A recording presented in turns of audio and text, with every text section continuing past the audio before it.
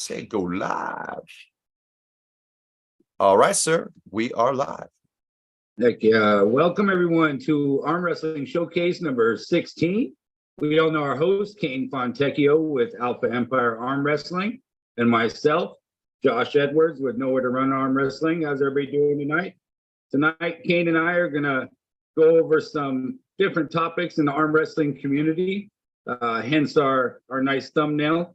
Every day of our calendar is arm wrestling, and that's what we're going to be talking about. All the things arm wrestling, everything coming up, the things that have already happened, and some exciting, juicy news about the sport. Let's get right into it. Kane, how you doing today? Pretty good. Pretty good. It's been a busy week. I've been happy. I guess this has been my third week in a row, and it feels good. I mean, I still consider myself kind of like new, you know, not quite at that 4-year mark almost, but there's been that period where, like, after things were breaking in, you know, and I had to do the gym too, like it was like maybe like two to three practices a month, but they'd have to be a little spread out. But now things are finally like, you know, I can go each week, it seems like, and somewhat recover and go to the gym. So I'm liking that. I'm having a blast. And I saw Travis Provencher. He came out, the one who's throwing the Chris Kringle pull. He came out to practice. He's incredibly strong. And when he came on last week, anybody that hasn't seen that show, check it out. He had a little call out, or we're trying to set up Benny Ringer with him. I'm telling you, man, this is a really good match because I pulled both these guys and they're very strong in a lot of the same places, long arms, but I'm very impressed by Travis. And did you go to practice this week, or were you off for? Yeah. So we had practice Saturday. We went over to Casey's father's house, sat by the pool and arm wrestled a bit. And then the very next day was actually Benny's wedding. Shout out to Benny and Olivia. So yeah, we went to the wedding the next day, Casey and I and Ryan and some other friends, some mutual friends. Nice. So yeah, it was cool. We got our practice in.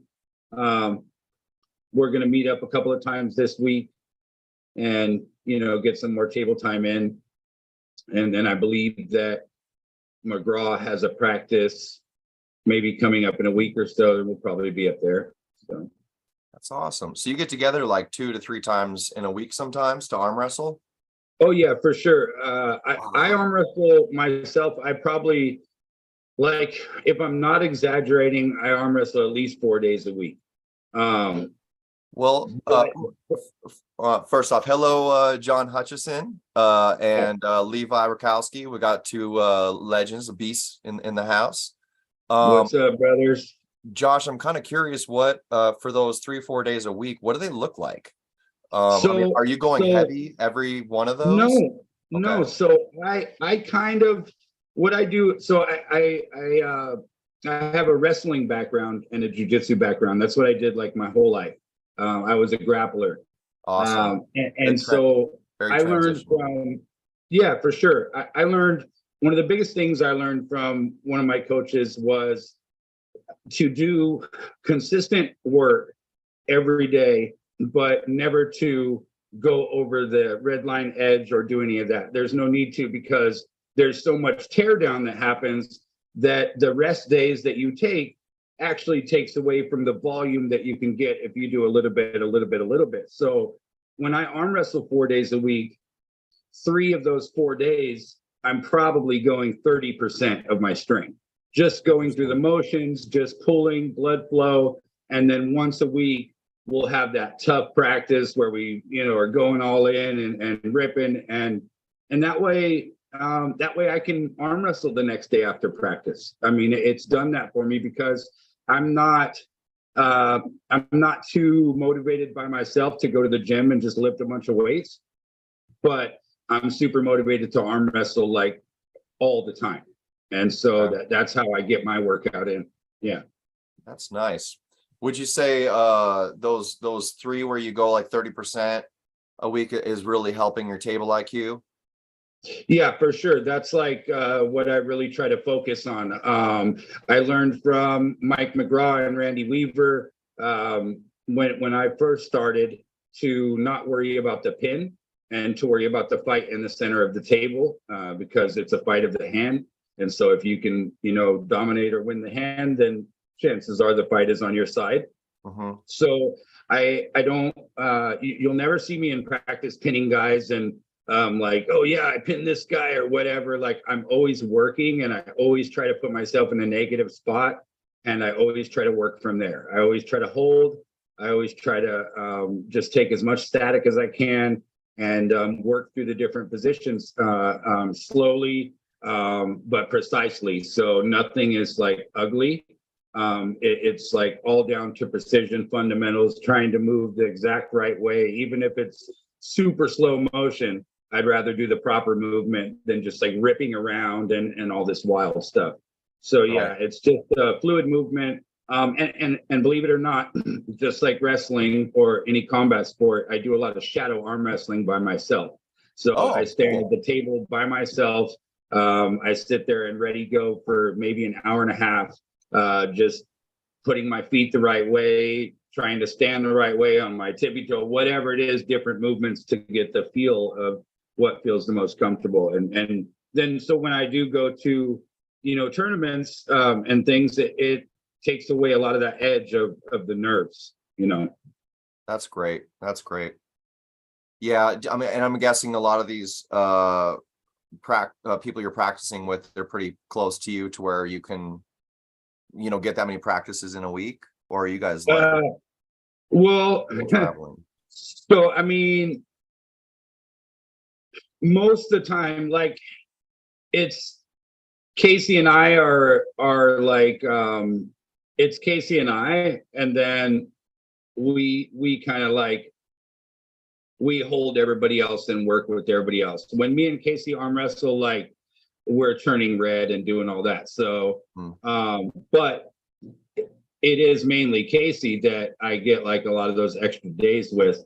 And we'll just sit there and give each other a few percent. No, we'll do the 30% together. We'll just go through the different motions because he usually pulls with the top of the hand and I usually pull with the supinated hand on my right side. He doesn't really pull inside, so he's trying to work on that. And so it favors each other really well because my strongest spot is not his strongest spot and vice versa. So yeah, no, we're able to get a lot of work in just as far as going through it. And it helps me a lot because nobody at my weight has a hand that's as thick as Casey. So working with that hand all the time, it helps. Yeah, makes sense. Yeah, it's good to practice with the big boys for sure. So Josh Hutchison, I did it again, John Hutchison and Levi Rakowski. What about you guys? How often are you training? Are you doing it a few times a week like Josh? You just do it once or twice a month? What does that look like for you? Levi, I'm pretty sure you hit the gym quite a bit. No, you do too, John. Yeah. Let us know. I'd be curious about that. I've noticed for me, there seems to be two like very distinct, there's a lot of different ways to train, I guess.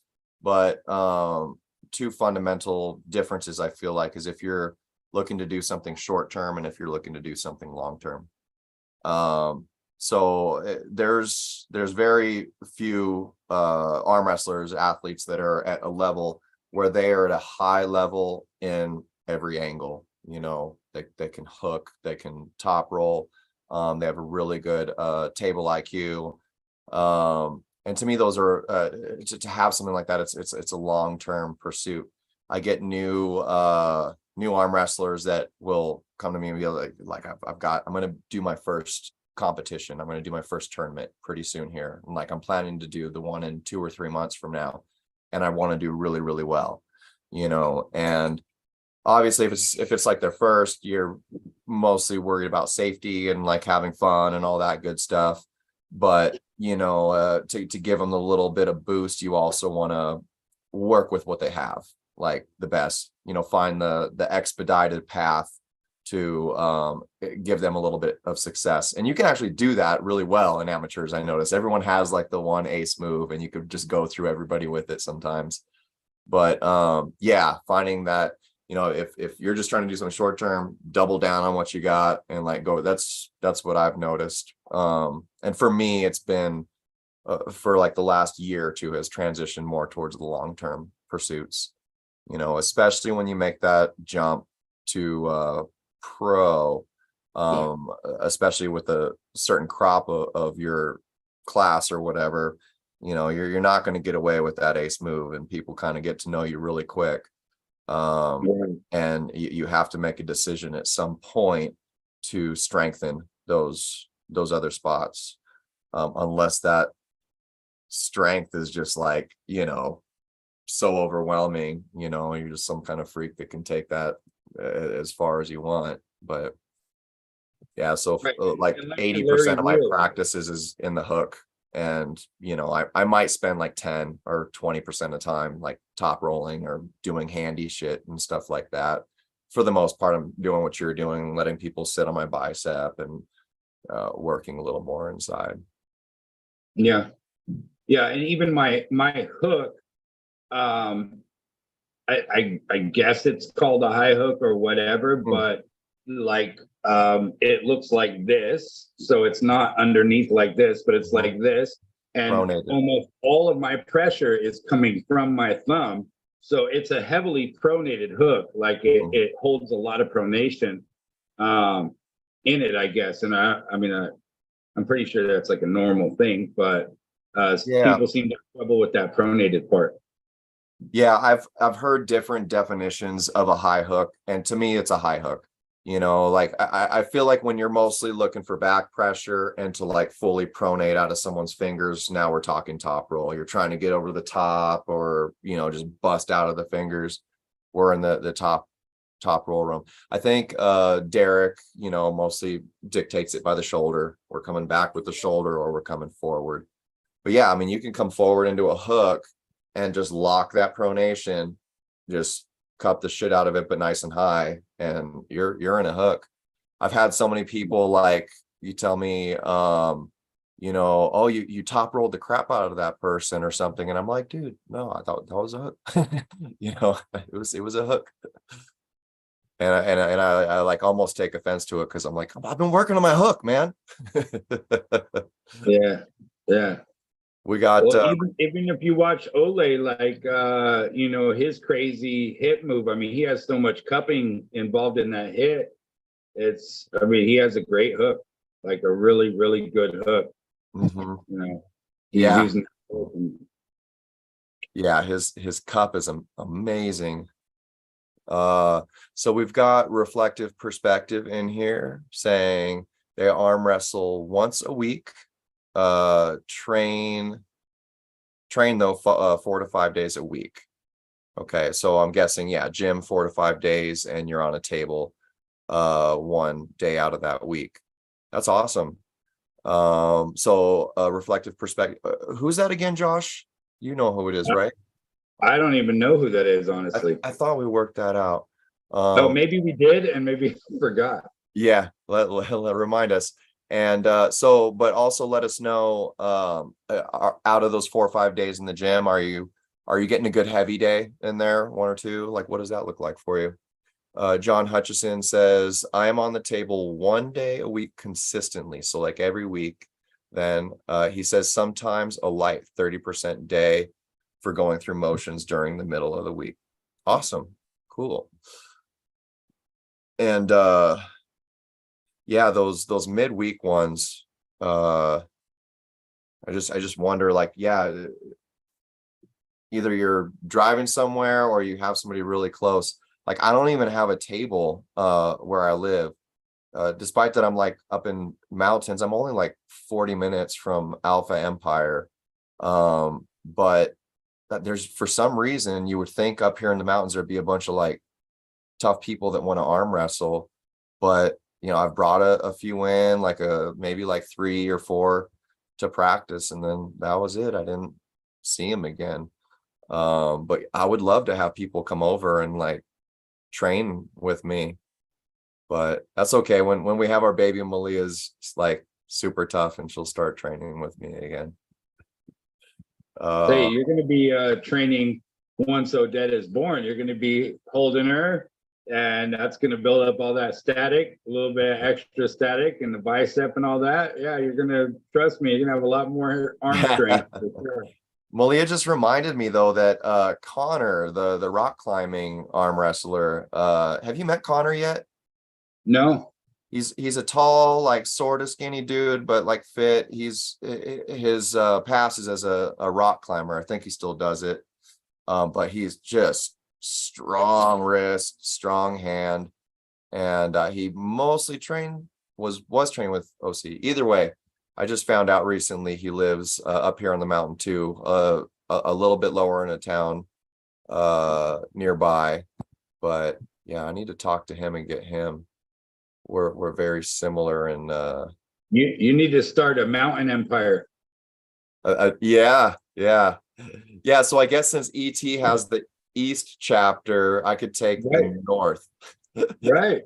Yeah. You be the North Literally. Region. That'd be awesome, dude. We got Todd Calazo in the house saying what's up, Josh and Kane. And John Hutcherson says he trains weights for arm wrestling 3 days a week, and then one lower body day and one upper body day to keep everything going smooth a week. So basically just 1 day off of weights a week. Okay. And I'm assuming I don't know, maybe you go hard all of those days, but yeah, I mean, I think it's fine to train every day as long as some of those days are just lightweight volume, but it's different for different people. Reflective Perspective says it's that they're Chris Kringle. Oh wait, is this Travis? It could be Travis Provencher. Maybe. Yeah, did we not connect the dots on that? Every day is a heavy day, Reflective Perspective says. Is this you, Travis? You can tell us for real. It's not like you're saying like trolley crap and stuff. Todd Calazo, I'm still learning, but Elijah is on the table once a week and training 4 to 5 days a week. Heavy 2 to 3 days. This week is all lightweight, high rep though. Okay, well that's cool that, because yeah, 2 to 3 heavy a week is a lot. I would assume you need a week somewhere in there to just, do mechanics and blood flow. But Elijah's a beast and he's super young, so he can get away with a lot. Josh, has your son the European way of training really has like a lot of validity to it. I mean, they never go to failure. They always leave a couple reps in the tank. That way, mentally, you never feel like you couldn't get that next one. Right. It has a lot of benefits. What were you saying now? I'm sorry.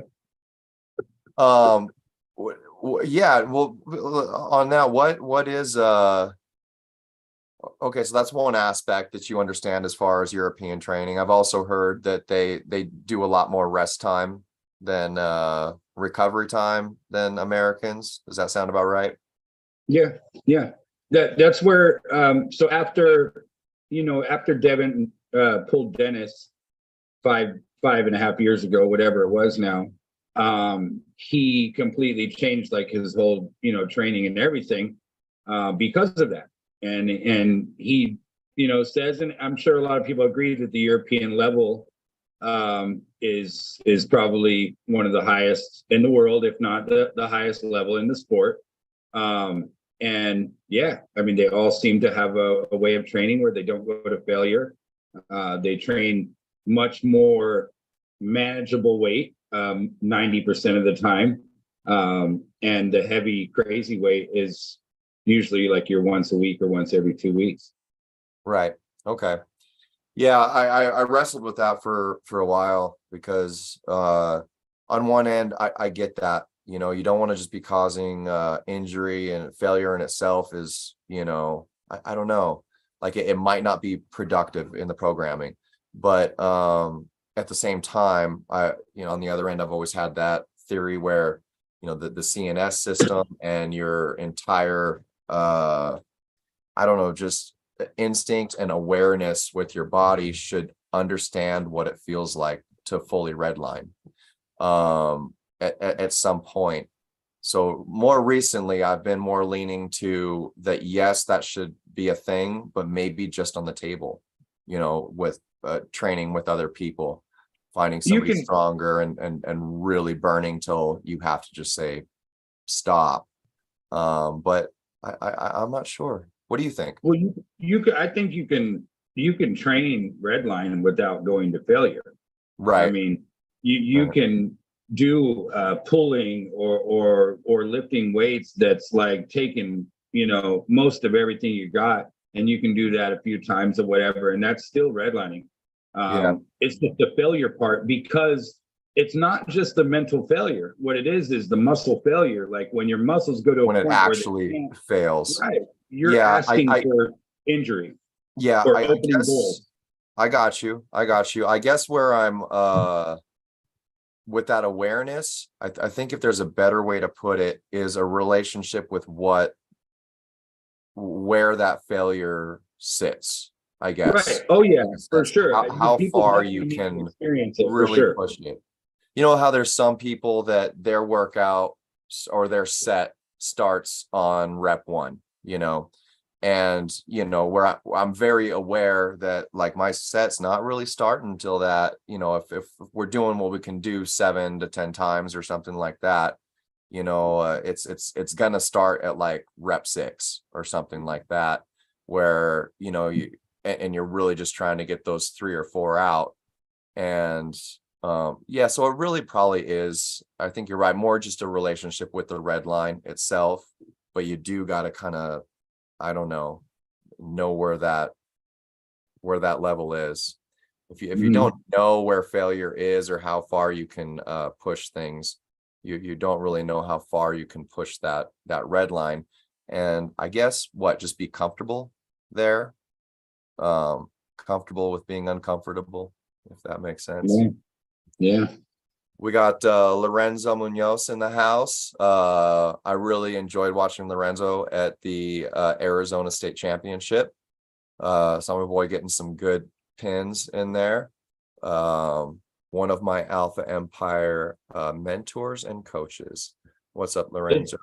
You know what my favorite thing about him is? I mean, I love watching him everywhere, but he's so cool and funny and like chill off the table. And then when you watch him walk at the table, most of the time he's just laser focused and quiet and like, right there in the moment.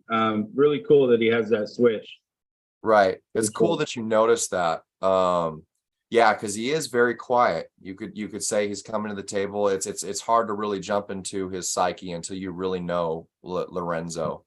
But after a little while of getting to know him, I was really impressed to realize how focused he is in his training when you actually get into a conversation, and how serious he is about it. It's pretty inspiring. And Reflective Perspective says, yes, it is me. So it is Travis. What's up, Travis? Travis is a strong dude. Yes. Oh, here he is. Yeah, we got to practice together. This is the man throwing the Chris Kringle pull in December that we are happy to be a part of. And him and I got to be at our first practice together. And the guy's strong. He's really strong. He's got a lot of potential in this sport. Can you say that about everybody?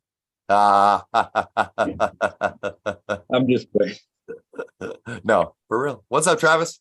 What's going on, guys? What's going on? Sorry, I'm over here eating dinner, and I'm just listening to you guys. And it's funny that you're talking about that, but yeah, me and Kane were talking a little bit before this, and I was like, Kane, my arm's messed up. But yeah, I was loving it. Not that you're in pain, but because I gave that same call, to some of my people on the team at one point, like, dude, what's going on? My arm's trying to like attack me. It's like I just slap myself in the face and I don't even know why. Like, you know, my nerves just going nuts. And then they always did the same thing. They just laugh and be like, dude, you're breaking yourself in, you know.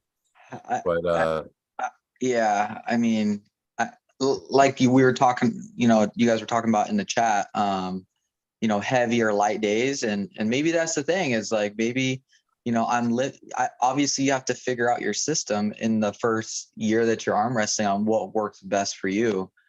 Initially when I first started, I was like lifting light, a lot of reps, and I was like, okay, well, like I just feel like I'm in motion, right? Like I just felt like I was in motion, and then I'd hit that one hard day of arm wrestling a week, and then I was like, okay, like I want more, and I just can't find the guys locally to arm wrestle like during the week. So I'm like, all right, well, I guess I got to go hard in the gym.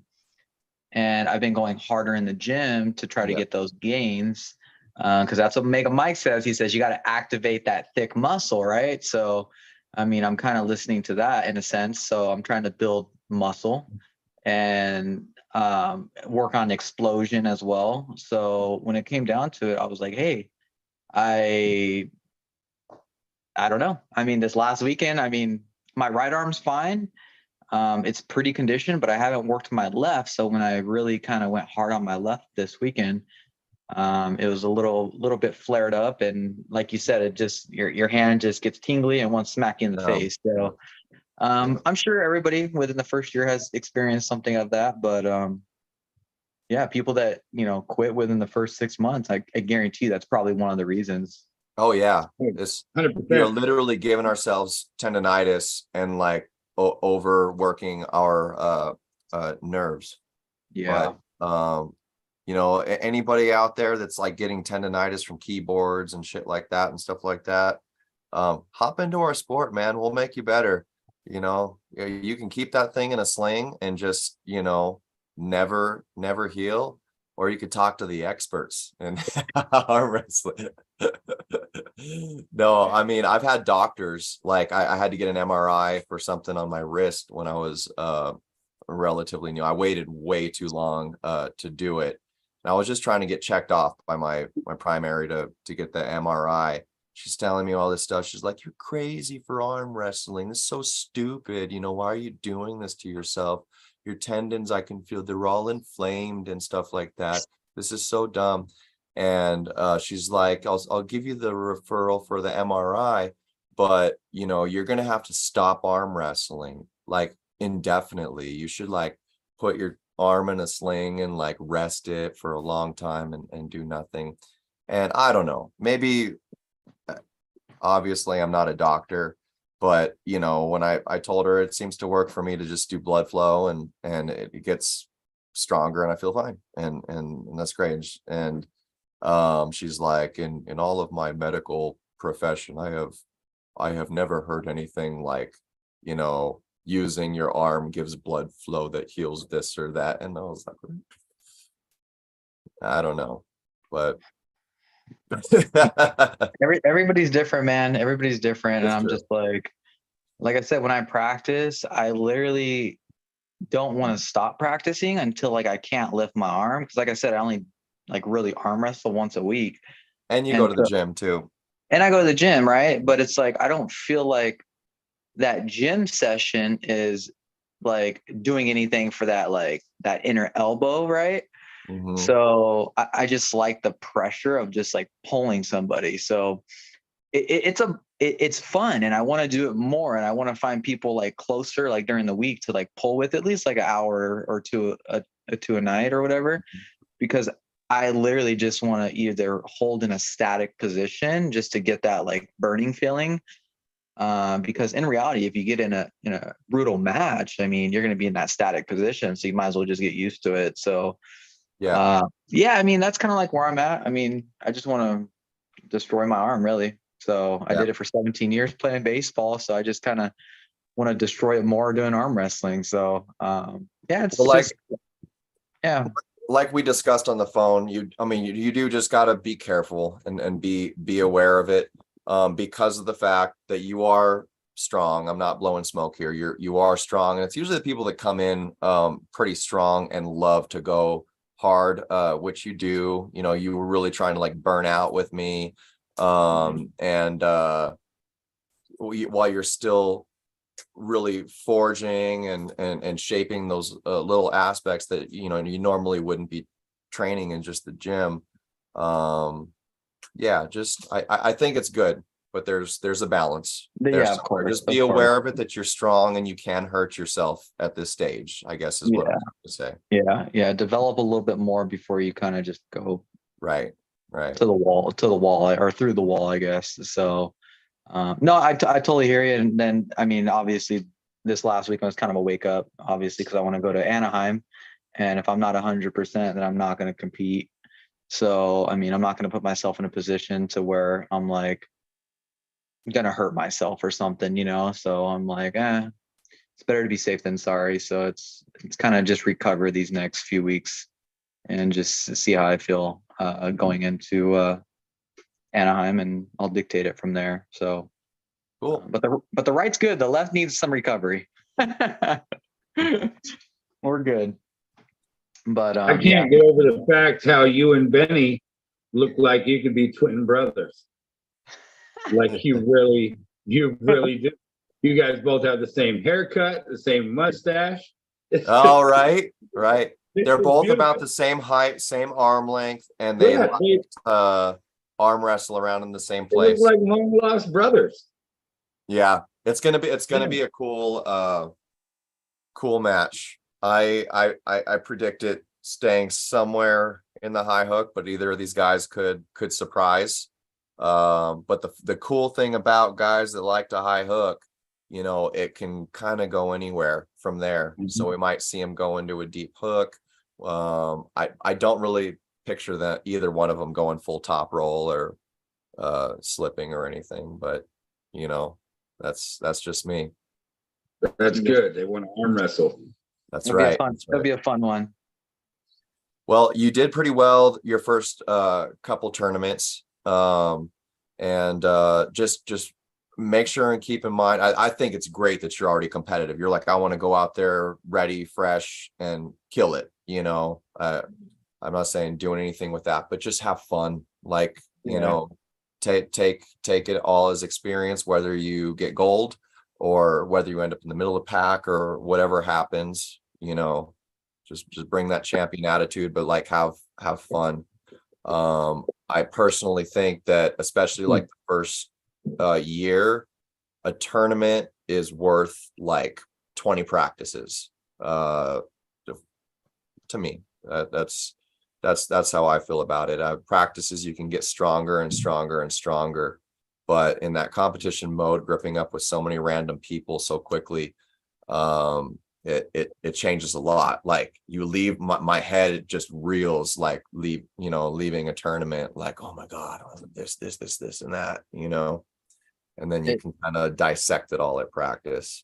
Yeah. What I've kind of noticed for the first two tournaments that I've done is, I've went into both those tournaments just like kind of achy. Maybe it's the adrenaline, but I'm like I was telling myself on both those tournaments, I'm like, I didn't even work out this week. I haven't arm wrestled in 2 weeks. I'm like, there's no way I should be achy. And the night before both tournaments, I can't sleep. Like I'm just like ready to go. Like I'm excited, right?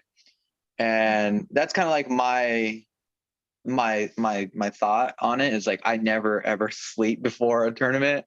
So maybe it's like I didn't get a great night's sleep, or maybe it's the adrenaline rush. But I mean, how is it for you guys? Like for your guys is like tournaments when you guys go, like are you guys like excited to like see how you're gonna do? Like do you sleep? Like I just don't sleep. I always get phantom pains Me too. Before competition, like, and there'll be no injury there, but I'll get like the throbbing bone pain and the stuff like I just arm wrestled. Yeah. I think it's just a muscle memory. But I feel like nerves is super beneficial for production, right? So like the more nervous that we are, the more on edge we are.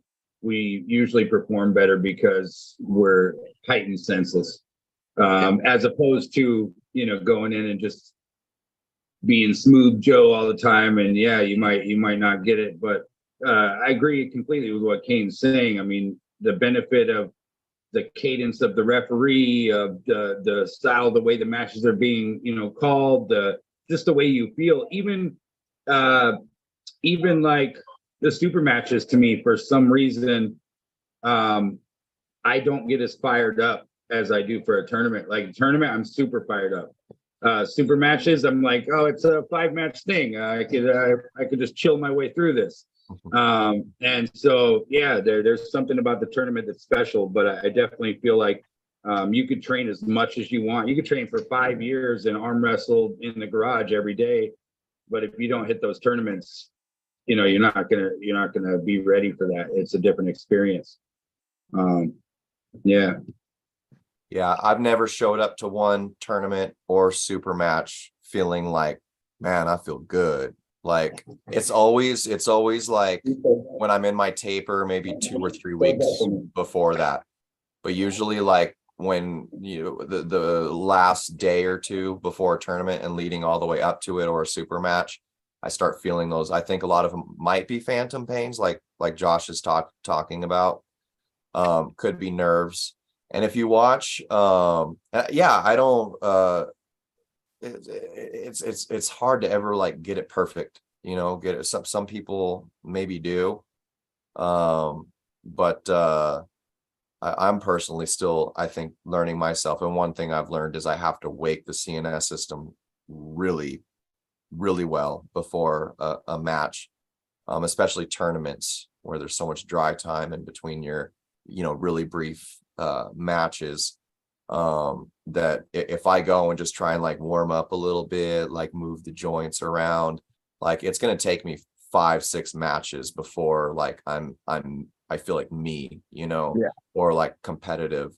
So there's certain guys in the game that are similar that gave me the advice to like find somebody that's willing to warm up hard with you before a tournament and just really wake that nervous system up.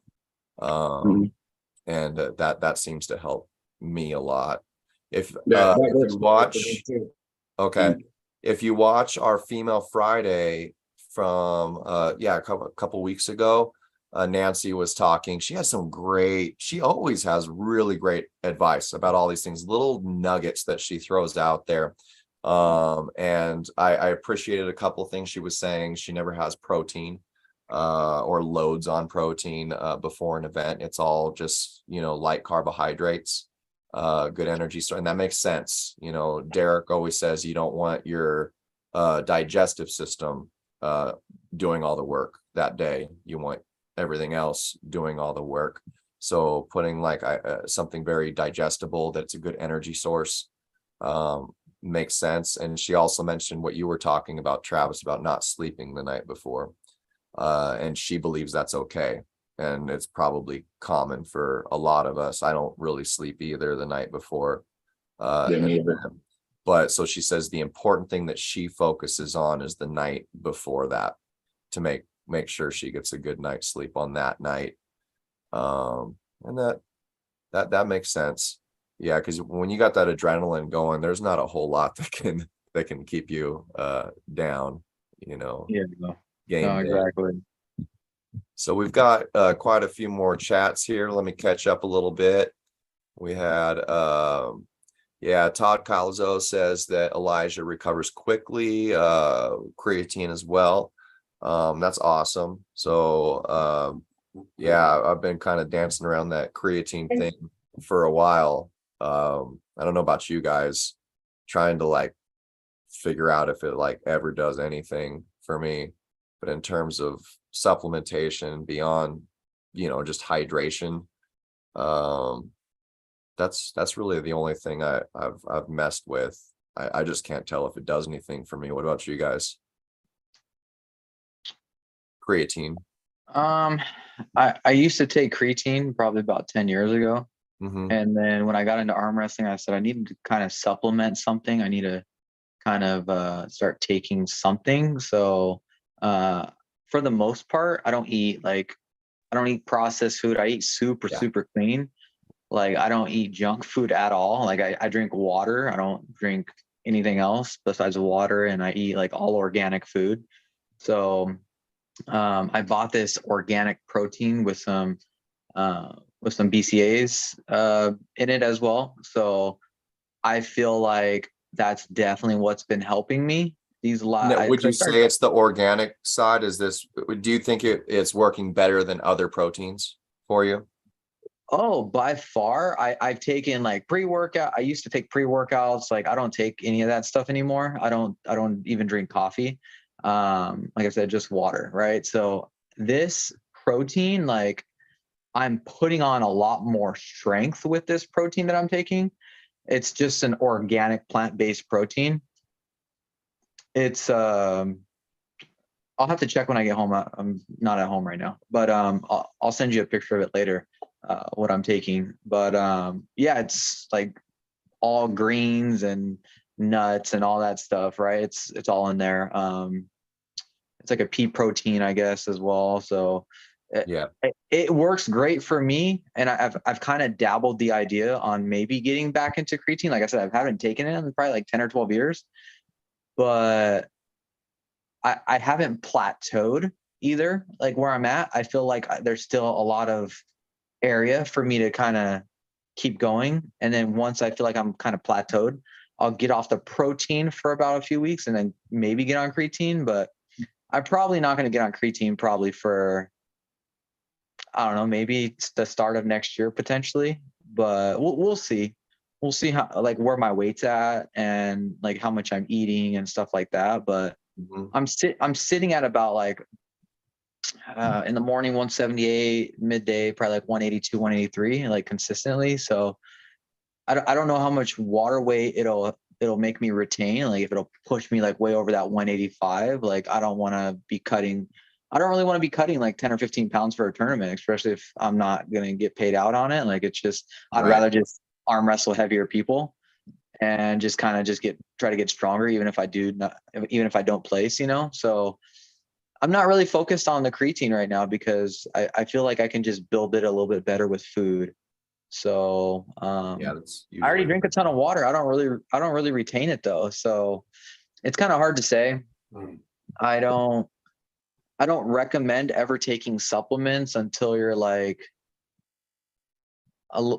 like obviously out of maybe like a senior in high school or something like that. Like that's probably when I started taking supplements, right? So I was taking pre-workouts and all that stuff, and maybe that's why my stomach got messed up because I was taking all these supplements. Like I never took like TRT or Tren, anything like that. I'll never touch any of that stuff just because like I always want to be known as like, hey, that guy's pretty strong and he's pretty lean or whatever the case is naturally, right? So if I lose the guys that are on the juice, like it is what it is. Like I don't know what to tell you. I mean, no excuses. Just try to get stronger and beat them mentally, because like I know if they're on that stuff that they're like short fused and they won't be like mentally in it. So it kind of like when you get on like the trend and stuff, it kind of like controls you, like gives you like anger and shit like that. So yeah, I mean, different strokes for different folks, but it is what it is. And I know a lot of people at the high level, like Levon. I mean, he's juicing. Like everybody knows he's juicing. So I don't know how his cycle is, but like, yeah, I mean, to be at like a certain level, maybe you do have to get there. And I would love to be one of the best arm wrestlers, and maybe I will be in the next 10 years. But if it takes for me to like take something, then it's not worth it to me, because my body is, I just think the repercussions will catch up to me eventually, so. Sure. And that's a decision everyone, can make. We're kind of lucky we're in lighter classes. I mean, not that there aren't people in the sub 185s that don't, do performance enhancing, methods, but I feel like it's a lot more realistic to be competitive in this weight class. You often see a lot of the gnarly stuff up in the super heavyweights and stuff like that. Yeah.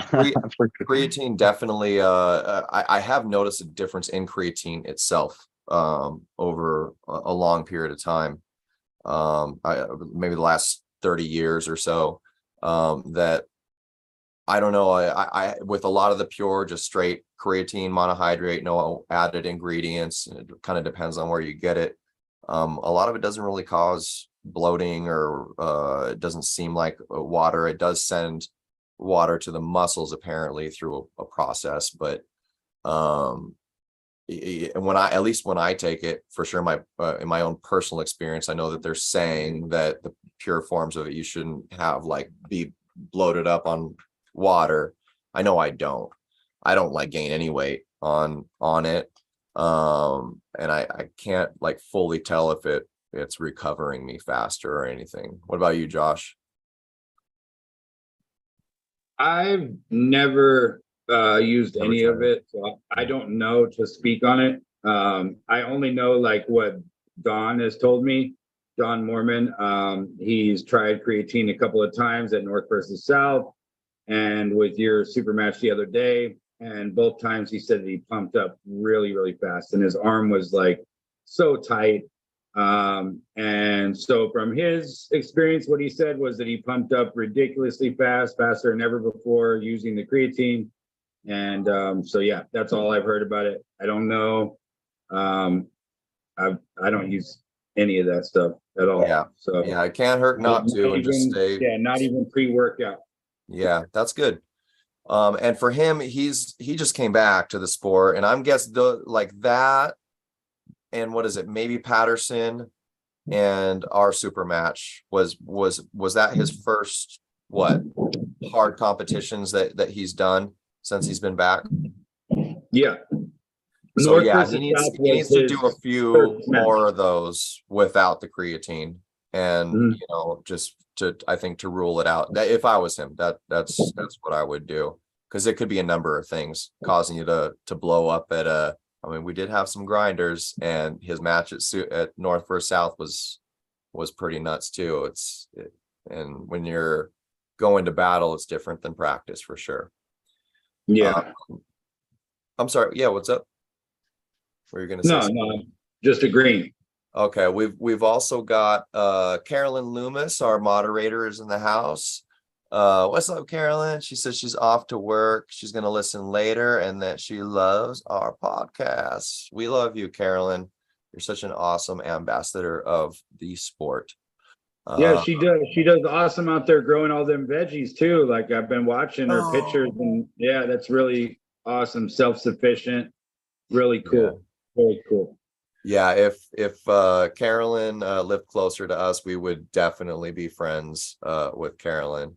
Get some vegetable growing tips from her, and she's such an awesome lady.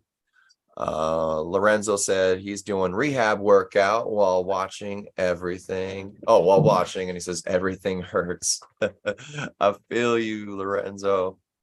Yes, and sometimes it is just hard if you've been going heavy a few weeks and you're just like you can't even put on a t-shirt or whatever.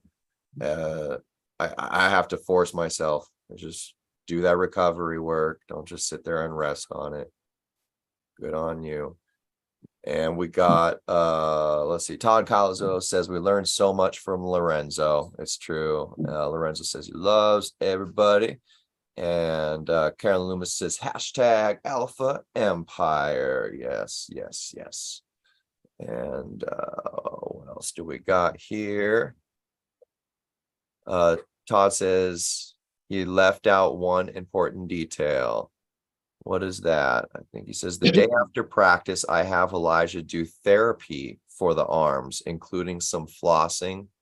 Arm care is so important. That's very interesting. Yeah, I'd say so. Travis, have you seen that flossing video that Voice of Arm Wrestling did? No. I think it's that nerve flossing is what it is. It's pretty cool. Check it out. Just type in Voice of Arm Wrestling, with Coach Ray and Giannis. Nerve flossing. It's nerve really flossing. Okay. It really is interesting, and they do a lot of exercises during their recovery that, so like a lot of times I'll get like the ulnar nerve flared up here, and yeah, get the numbness. These two fingers will be numb, and hands doing like weird things sometimes. Maybe you can't open your fingers. And there's things you could do, like one of them I think is where you like do this or something, and it basically stretches out the whole ulnar side. They've got a lot of different things that they do that's stretching. I think some of it is like, getting things to flow. They like push it and stuff. I haven't watched in a little while. But one interesting thing I did see this morning was, during the whole morning coffee routine or whatever. I don't even drink coffee. For me, it's water. But getting up and about, I was watching this thing on lymphatic draining, I think is what they called it, where you're like, you're draining and opening up your lymphatic system. And apparently there's like 6 places. I think one's like back here. You have it over your collarbone. There's down in your groin, and then back behind your knees. And you could look it up, but you're supposed to start, I believe, at the collarbone and then work your way out from there. I did it. You can kind of feel the lymph node right here in your neck. Oh yeah, and there's one here too. But the guy had you like start here and then go into here, and then you kind of work your way down. I felt really, really good afterwards. But yeah, I don't know. I thought that stuff was interesting. If anybody wants it. I'll check that out. I'll check both those out. I mean, any recovery is good. I just got a rice bucket like a few weeks ago, so I've been hitting that. So I try to like, when I do stuff, I don't like to stop. I mean, you keep that heart rate up, and you kind of want, I guess if you're building muscle, you want to kind of just take your resting periods. But I just love the burning feeling, really. I mean, I don't like to, like, it doesn't really feel like a recovery sometimes because I just keep going and I just keep burning out that area. So Right. it just feels good. It feels good. I guess everybody's different, right? So there's gonna be a certain point where I'm like, okay, like I said, I won't touch anything if I feel good or whatever, but I won't touch any arm wrestling activities 2 weeks before, and then a week of, I won't touch any weights. So like, I feel like full rest, like, yeah, I'll be like fully resting in that sense, but definitely I need to hit the rice bucket tonight for at least probably 30 minutes and see if that kind of helps out a little bit too. So like I said, just learn. Do you ice? I do ice. I probably ice probably once a week. I should do it after every like really hard workout, because like I said, I've been trying to lift heavy. I've been trying to lift heavy and really kind of get after it, because obviously, I'm allocated a certain amount of time having a kid, well, 2 kids, a girl to, spend time with, and then I got to work and make money. So it's like, I try to hit it as hard as possible. And then I try to ice at least once a week, and then I'll hit the rice bucket once a week. But that's probably about it. So I need to find more time to do more things, just to kind of nurse the body a little bit more, So yeah, I got to take care of my body. I got to take care of that. A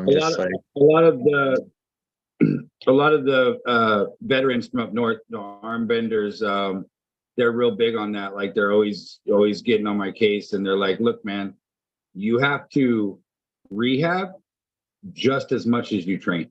Like, you have to take rehab that serious. You have to treat your body like, if you're going to put it through all this wear and tear, you have to do the same amount of work to get it back to health.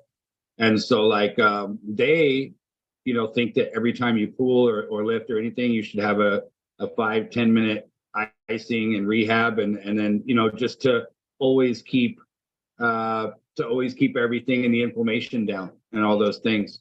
And they do their practices every 2 weeks. They don't do it like a lot of teams do once a week or anything like that. They've found that every 2 weeks works for them. When you go to their practice, it's like a tournament. everybody there is pulling their heart out. Everybody there is pulling like not to lose. And I think that's one of the reasons why they also are, a lot of them arm benders are always tournament ready, because they do that. But yeah, they are real big on rehabbing your body, rehabbing your joints. If you're going to work out your shoulders really hard today, ice your shoulders tomorrow. If you're going to work out your forearms really hard, ice your forearms tomorrow. And each part of your body that you're tearing down, build back up. I'm not saying this like I'm preaching it as fact. I'm just saying things that I've heard that do sound like they have some relevance to them. And I totally agree with you. I guess I just need to ice. I mean, point blank, I just need to ice more. Like if I take my eating so seriously, I need to take my recovery just as serious. But I think that the reason why I'm not icing as much is because I'm getting, my intentions are to get, I'm moving here in the next 2 months to Rancho. I live in Ontario currently. I'm moving to Rancho. And then in my garage, it's going to be all arm wrestling in my garage. And so it's going to be set up like a really nice arm wrestling man cave, but right outside is going to be my ice bath. Like I'm going to have an ice bath. So I'm going to start my day every single day before I even eat food. I have to jump in the ice bath. Like that's going to be like my routine is like ice baths every day. And then, whether it's before weights or after weights, like I always look at myself as like, I don't want to give myself, this is the way I think. I don't want to give myself food in the morning until I've done something productive for my body, like put it through like a small workout or something of that nature, right? Like I don't want to reward it for something that it hasn't done for the day. So I always try to juice in the morning. Like I'm a big like celery juicing guy. And so like I love to like start my day like super healthy because the chlorophyll is just amazing for your body. I strain all my celery as well. So that's really good for recovery, and it's a good vasodilator. Get your blood flowing everywhere just by itself. After my celery, I'll drink like 30 ounces of water, and then I will drink like this citrus drink, like with oranges and pineapples and acerola and turmeric and ginger. And then I will actually eat like a half bowl of pineapple, watermelon, strawberries, blueberries. And then I won't eat again until like, I only eat twice a day. And then my next meal will be like quinoa, sweet potatoes, and then my protein shake. And then all that, all the greens, kale and all that stuff. So that's pretty much like what I have for the day. And that's like kind of how I have my little system that I got. But it's been working really well for me. And I just want to implement a few more things in it to kind of fine tune it a little bit more. But definitely recovery is extremely crucial, extremely crucial. I was a pitcher for 17 years. And in all honesty, guys, I probably iced 10 times in 17 years. So I'm starting to take it more serious. And trust me, throwing 100 pitches, and I used to throw 86, 87 miles an hour. It was a ton of wear and tear on my arm. And I was young and stupid. I didn't take it seriously. And now as an adult, I start to take it more seriously. I'm like, I got to take it more seriously. And that's just what it is. Yeah, no, it would hurt like hell to throw something now that you've been training in arm wrestling. I tried to throw something the other day, Kane, and I about screamed. It was pretty bad because like I'm so tight and like I'm not like stretched out like I used to be, and like my elbow is stuck. It's in a 90-degree angle. I feel like most of the time, and when it comes down to it, I'm just like, man, I could never play baseball again. I can't. I'm like, I'll choose arm wrestling anyways. But yeah, I mean, for sure. So icing for me, or any cold therapy, the way I look at it is distinguishing the difference between muscle soreness and inflammation of your tendons or your nervous system. And for me, it's more common to have tendon inflammation and, joint inflammation, have nervous system just completely going wacko. And when I ice in those conditions, especially when there's nerve pain happening, like on the ulnar side or something, shooting down the elbow, if I've like tried to like ice anything in that area, it becomes like horrible pain, and like, just making things worse. However, if it's more of a muscle soreness or something like that, I find the ice to be helpful. Now I'm just talking about me and my experience, but also like Alan Fisher tells me that I don't use my muscles enough when I'm arm wrestling. So I think I am overworking those other things. I don't know. You can isolate muscle more on the table or the larger muscle groups at least. And if you're one of those people, you probably like a power puller, you probably ice would probably favor that person. Just a theory. Yeah, I'm sure I'll figure it out. I'm tweaking everything as I'm going along. I'm like, okay, this works this week. This doesn't work this next week. Like, all you can do. Trust me, like you try to figure it out week by week sometimes. And I'm just like, okay, like that was great in that last practice. Now it doesn't work at all. So yes. I'm just like, I don't know. Sometimes when I go in, I'm like, I don't know what the hell I'm doing today, but I'll figure it out like 20 minutes in. Right. So, I was trying to top roll 2 weeks ago. And then last week with you, this last week, I was in the hook with you, and I'm just like, okay, well, where's my comfortable spot? Do I want to be a top roller mainly? Do I want to be a hooker? Like, I don't know. Hooking makes more, I guess. So who knows? You're a high hooker, and that's a versatile place to be. Yeah. So yeah, we've got Katie Brewer in the house. What's up, Katie? We've got Todd Calazo saying that he used to be in Rancho for 26 years. Over in Fontana now. Did you get a chance to talk with Todd on Sunday, Travis? I'm gonna be honest with you guys. It's hard for me to remember names. Yeah. It's really hard. He's always a really cool guy about my age in a baseball cap, and he brings the son Elijah. Elijah's about like 14 years old. He's a little beast. I've talked to him before. I believe I was giving Elijah some tips maybe like a month or two ago. Right. He's gonna be a strong kid. Right. He's gonna be a really strong kid. But I'll tell you this, Mega Mike's son, he's 15 years old. Yeah. And he blowing me away left-handed for sure. I didn't get to pull him fresh right, but I'm sure, who knows, he'll probably beat me right-handed too. The kid, the whole package. Minor is a tough kid, man. Yeah. The kid's the real deal. He's the real deal. I know he's just older and he's sprouting. I'm not taking anything away from him. He came in like Elijah with a lot of skilled, genetics, just skill and talent and drive, explosiveness.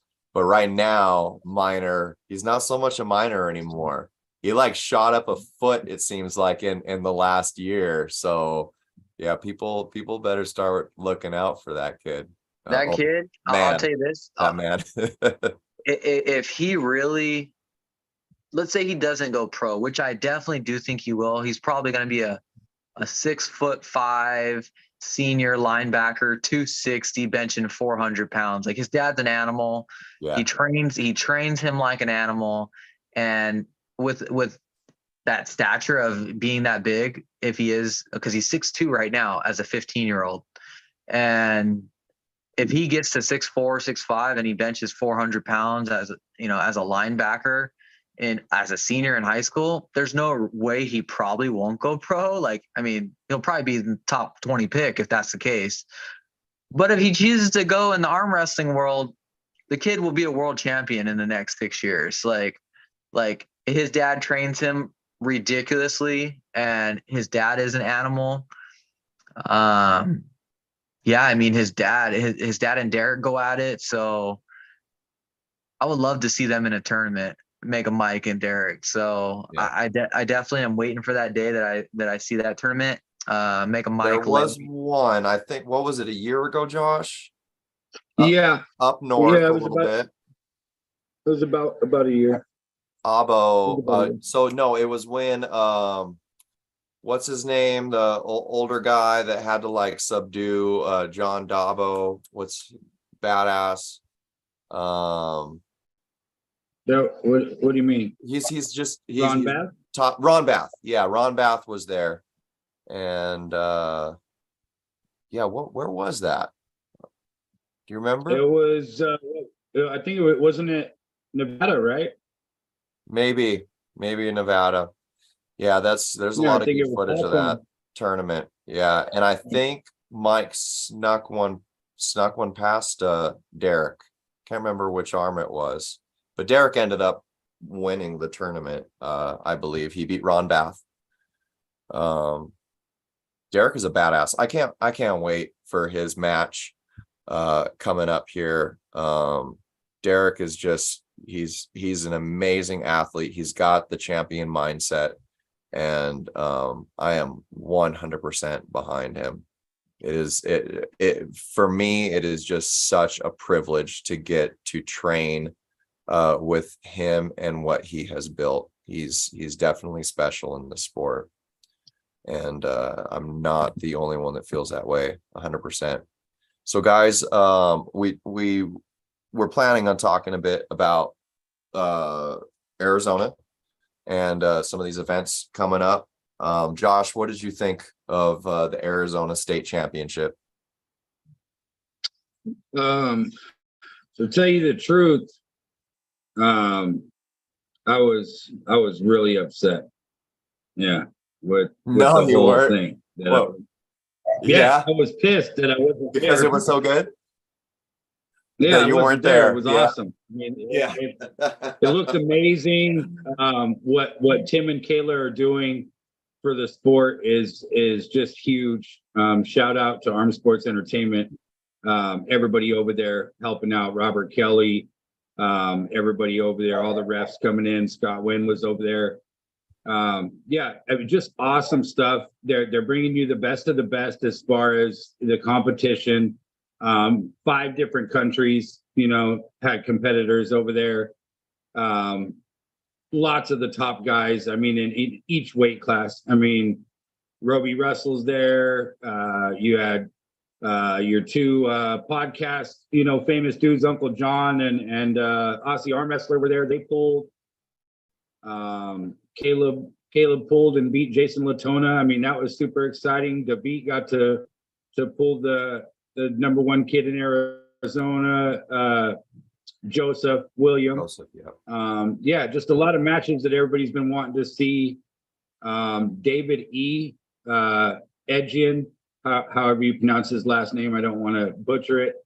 Over the last year and a half, that dude has completely leveled up. I mean, the stuff that he did at that tournament, I mean, beating Artem like he did, beating pretty much everybody there. I mean, the war that he had with Warzinski was just crazy. I mean, I would say, in my opinion, that David was the star of that show. Oh yeah, and he definitely raised some eyebrows across the nation. I started to jump in, but I'm like, I watched the finals with David facing, who is it, the guy who's facing? I don't remember his name. Right-handed. Adam, right? Yeah. Adam Warinsky. Yeah, all I know is watching the video, it definitely looked like off the get, like he had Adam pinned from the video point of view. Obviously, refs are on top of it, but from the video, he definitely looked pinned in that video off the get. I don't know if it wasn't called or whatever the case is, but that match literally could have went either way.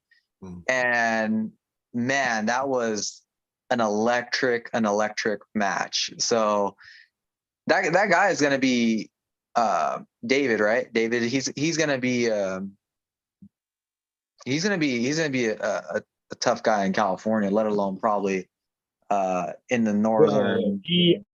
I mean, you gotta, when you look at what he did, right? So, I mean, he beat the #1 guy in his class in North America, handily. Crazy. I mean, he slowed it down a little bit, but he beat him, and he beat him multiple times. And so, and he just won the IFA Nationals. He beat Bill Loxton's son, Steve. And Steve had just came off this monster factor victory with John Darien.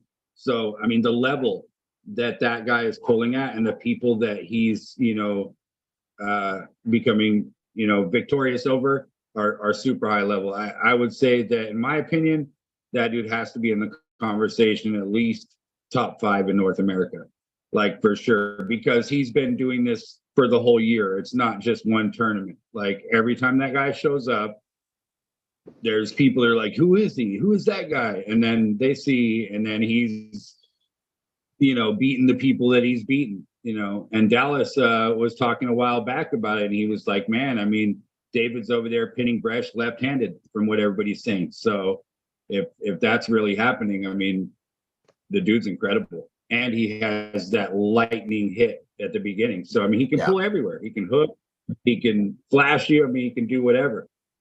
Is he not trying to qualify for like an East versus West type tournament? Or, I mean, I'm sure that he, has went to some. I mean, I know he went to, like the Locked and Loaded last year. I don't know if he did the East versus West, but again, like, speaking of things like that, I mean, that's what I was saying earlier today. I want to see the dude at East versus West. I think that he could give anybody Ingen sets him up with a match. Well, the thing is, with guys like him and David Stepanian, you could even say Brej, these are guys that are just 100% badasses. They're killers. They're absolute killers. And people that have been in the sport, that compete in the sport and are really like in it, they know this. But obviously the ones out there that are getting the most noise, the most social media background, and getting invited to things like Arm Wars and East vs. West, they're the ones making the biggest noise in a lot of all the departments. You know what I mean? And these are quiet, humble guys that are just killers at arm wrestling. So, and it does tell you something about their level when that's who they are. They're just quiet. They're not putting themselves out there like a lot of arm wrestlers, and they're still getting noticed, and I think you're right, Josh. David has made, just by performance alone at events, he's making a lot of noise, and I really hope he has a really great year to come and does get invited to East versus West. Would be great. That would be awesome if we could find him a killer match. Well, okay, who would you guys, if you could handpick his opponent at East versus West, who do you see being a good match for him? I personally think that the guy that, because David lost in the finals to, what's his name again? Sorry. Adam. Okay, Adam. We have to look at it in this perspective, right? Look who Adam faced in, the East versus West. Bacho? Was it Bacho? Yeah, Bacho beat Adam. And that was easily, there was like it was flash pin. So as we know that, Adam and David, like, we know that they're like on another level, but we have to think like these Europeans, like, they're levels above. If you can flash pin him like that, like, that just tells me how strong you are. Like, I mean, I've been flash pinned and I'm like, okay, this guy's definitely 2 levels probably above me. I agree, but I also think that was Bacho, because there are arm wrestlers out there that I think would be a good match for David. Not only that, but I mean, I totally get what you're saying. However, there's so many variables. Like, that's why they say styles make matches. I mean, Right. you can put the same guy, David, who just lost to Adam, you can put him against Bacho, Might do and better. it might not be Bacho. Yeah. You know what I mean? Yep. Just because of the way their strengths are in their hands, or which way David's going to go compared to which way Adam went. If you watch that East versus West, Adam, even though that's his move, he went into, Bacho's strength. He went into where Bacho is the strongest. And that's, so sometimes you do see, a guy could be 1% stronger than the other guy, but it looks like a flash pin, and it just looks so crazy because you went into his lane, but yeah, I mean, there's definitely got to be somebody out there that would be an exciting match. I'd like to see him against obviously we got to find somebody East, but I would like to see him against the John Therian guy. Okay. I'd like to see him have a super match. Yeah, that could be really cool. And it's really kind of hard to speculate or just dream up a match between anybody abroad, because we really need that taste test or just feelers to see where he's at, overseas. Right. But yeah, and bridging into UAL coming up, you and I were talking, Josh, a little bit about the team competition involved in that. A lot of us got to be watching out for that LA team that trains Mendes.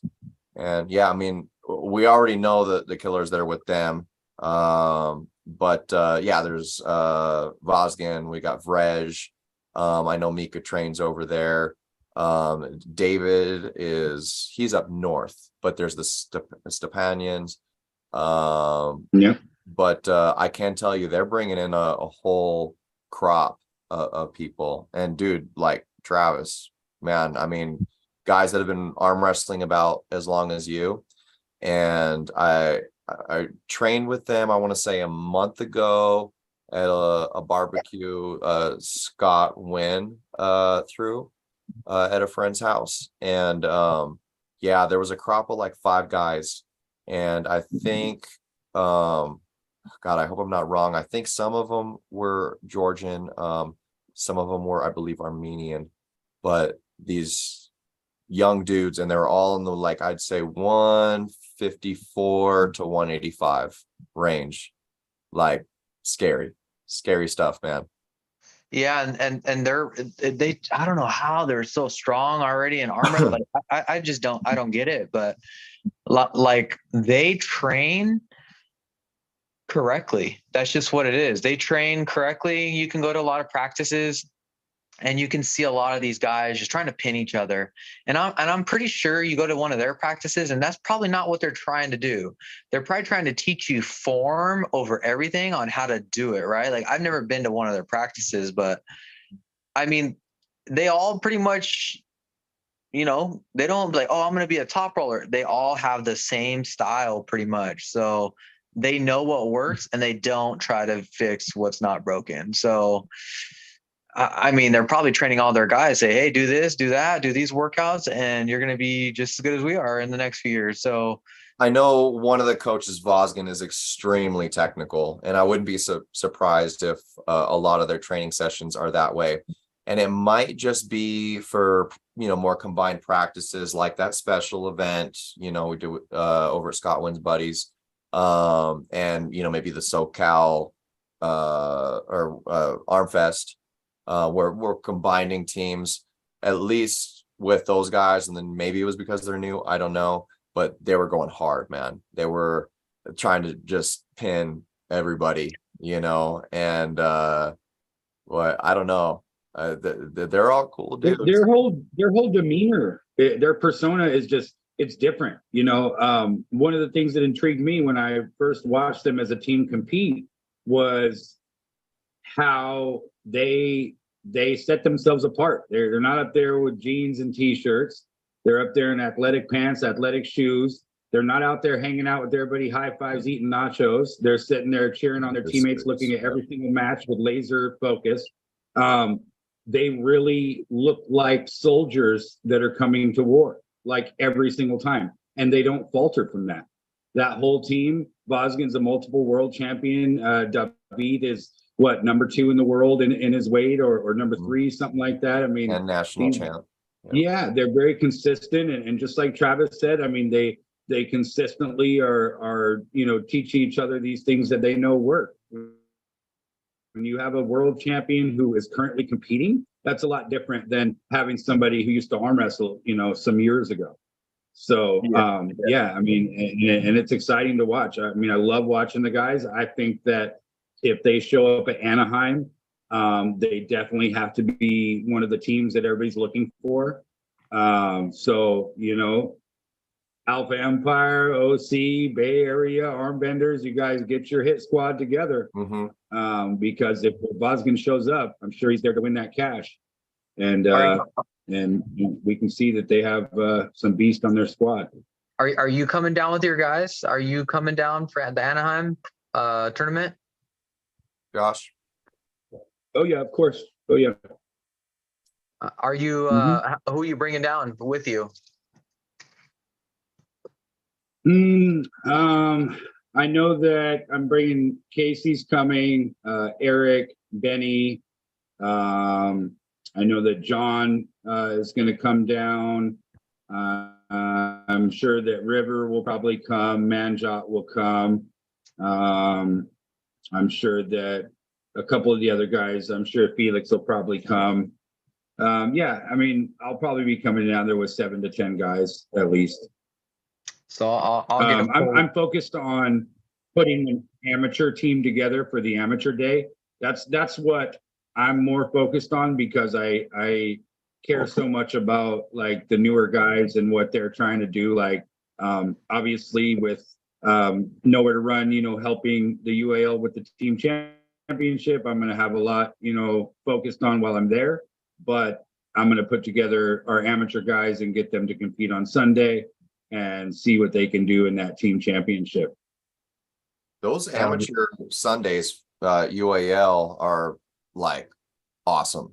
They're a blast. They're something, I don't know. It's they get a good showing, and it's super fun. Are you gonna go compete in the amateur, Travis? Oh yeah, I'm gonna watch out, everybody. That's on the 6th, right? That's the 6th. That's Sunday. Yeah, the 6th is the amateur day. Yeah. But if you can be there Saturday in attendance, you'll love it. You're going to be able to watch those dope super matches that they have for the ranking spots. It's going to be stat classes, and everybody's going to want to watch that pro team championship. Oh yeah, I'm gonna be there both days. I already told my girl, I said, look, I'm not available the 5th and 6th. I'll be in Anaheim. So I'm just going to look to build a lot of connections. I'm going to be so tempted to pull on Saturday, and I'm going to have to lay off. But I'm just going to go watch a bunch of matches and stuff like that. So, man, I mean, I know what I was facing in LA, my first tournament. And now, I mean, I'm sure there's going to be a ton. When you say LA, what LA tournament was it that was your first? Was it the Fit Expo, or was it the LA versus was it the Cali versus Florida? Yeah, versus Florida. Okay. So yeah, I just the last 2 months had tournaments for me. So yeah, I mean it'll be exciting to go to my third one. Yet? To a what? You haven't been to one of the expos yet? No. Oh, it's pretty cool. A lot going on. There'll be their own an arm wrestling section of the building, but there's going to be like, the whole bodybuilding thing, a lot of fitness vendors and stuff like that. Powerlifting, Ninja Warriors usually there. CrossFit, all that. Probably pretty cool. A couple thousand people, right? Like at the venue. At least. Yeah, for sure. It's huge. It's packed. It's like a big, almost like a fair, for strength. And so you're just walking around. There's the LA Expo, there was like a karate competition going on, like a boxing competition, as well as the bodybuilding. There was all kinds of stuff. And then arm wrestling obviously has a huge stage. sitting out there with the UAL banner and all that.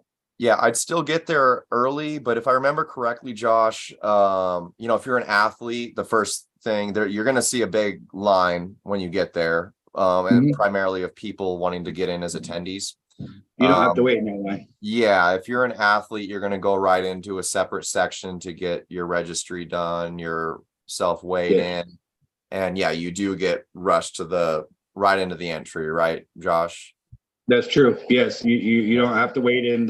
That line is for viewers, I guess you want to call them, just people that are attending the event. But yeah, you get to skip all that and go right over to weigh in, and you get a special wristband that you won't have to wait in the line where people are handing their tickets out. You'll just have a wristband that you walk right past everybody. Yeah. And that's all provided with your entry to the UAL. What's the fee? Like, is there I know our tournaments are what? Yeah, I'm not 100% sure on it. I'm not 100% sure. I don't know if it's 40. Yeah, it's usually 35 to 50 per arm per class. I want to say somewhere around there. We don't have to pay to get into the venue. Like, no. Okay. No. When you pay for your arm wrestling, one time you pay for your arm wrestling, your wristband is for the whole 2 days. So you get to enjoy the whole festival just for paying your $40 or $50 entry fee, whatever it is. Got it. Okay. Yeah, we got Corey. It's well worth it. I mean, you'll walk around, no BS. You'll walk around there and you will leave with a bag with over $100 worth of free stuff. Like, people they're going to be giving you supplements and energy drinks and organic foods and all this different stuff to try. They just give you samples and free stuff and bags and cups and all this different stuff. So yeah, I mean, you get your entry to the arm wrestling back just with the free stuff, and then you get to go compete and hang out with your friends, see the show, and help put arm wrestling on the main stage, because that's what it's doing. We're out here in these events like this where the bodybuilding has a huge community, and obviously we got the crossover with people like Larry Wheels and Eric Spoto and Brandon Allen and people like this that are coming into the sport real hard. So it's definitely an awesome thing to be a part of. Yeah, you'll get to like side table pull and after pull with a bunch of just like bodybuilders and power lifters that have never arm wrestled, because at all these expos, like it's inevitable. All of them eventually flock over to the arm wrestling and kind of like check out what's going on. And you get some pretty bad folks wanting to get on the table with you. And it's always fun. I mean, some of them will like humble you, but like some of them will be some like 250, 300 pound bodybuilder that looks nuts, and you'll hold them a little bit, and then their eyes kind of open. They're like, oh, there's something different about this, Yeah, it's cool. We got Corey Van Meter in the house too, Team Alpha Empire, one of our featherweight talents.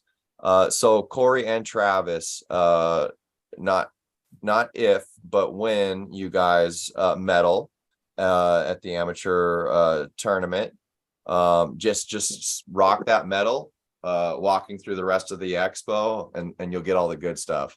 Try and get at least silver, and then just like make sure it's out and walk around, and you might get some of the better swag, especially at the end. Just in general, like if you decide to walk around there at the end when they're packing up, you can get a lot of cool stuff. But Corey was asking if it's on the 6th. Yes, the amateur portion is or event is on the 6th, which is the Sunday. The event is the 5th and the 6th. 5th will be the open class day, and the 6th will be the amateur class day. And am I correct in saying that it's during the pro class day, the 5th, that we're doing the team championship, right, Josh? Or is that happening both days? There's a pro team championship and an amateur team championship. Both championships have a cash payout for the winning team and a first, second, and third place standing team trophy that are 42, 36, and 32 inches. Amazing. So they're decent sized trophies. And you get a cash prize, obviously on the stage in front of everybody to show who's the best team, who's the best up and coming amateur team out there, and who's the best established pro team, in the state. I know that a lot of people say that they think their team is, but let's see. In terms of team competition, I'm actually more interested in how this plays out on the amateur side, because that's a big part of the team aspect. I want to know what team out there is bringing in, and really developing the talent. This is pretty cool. Right. And I know we were talking about like the Mendes guys over there in LA. They're definitely a bunch of killers to look out for. But I mean, the reality is if all the right athletes from each team show up, it's hard to say. I know our team, both in terms of the open class and amateur, we've got some amazing arm wrestlers.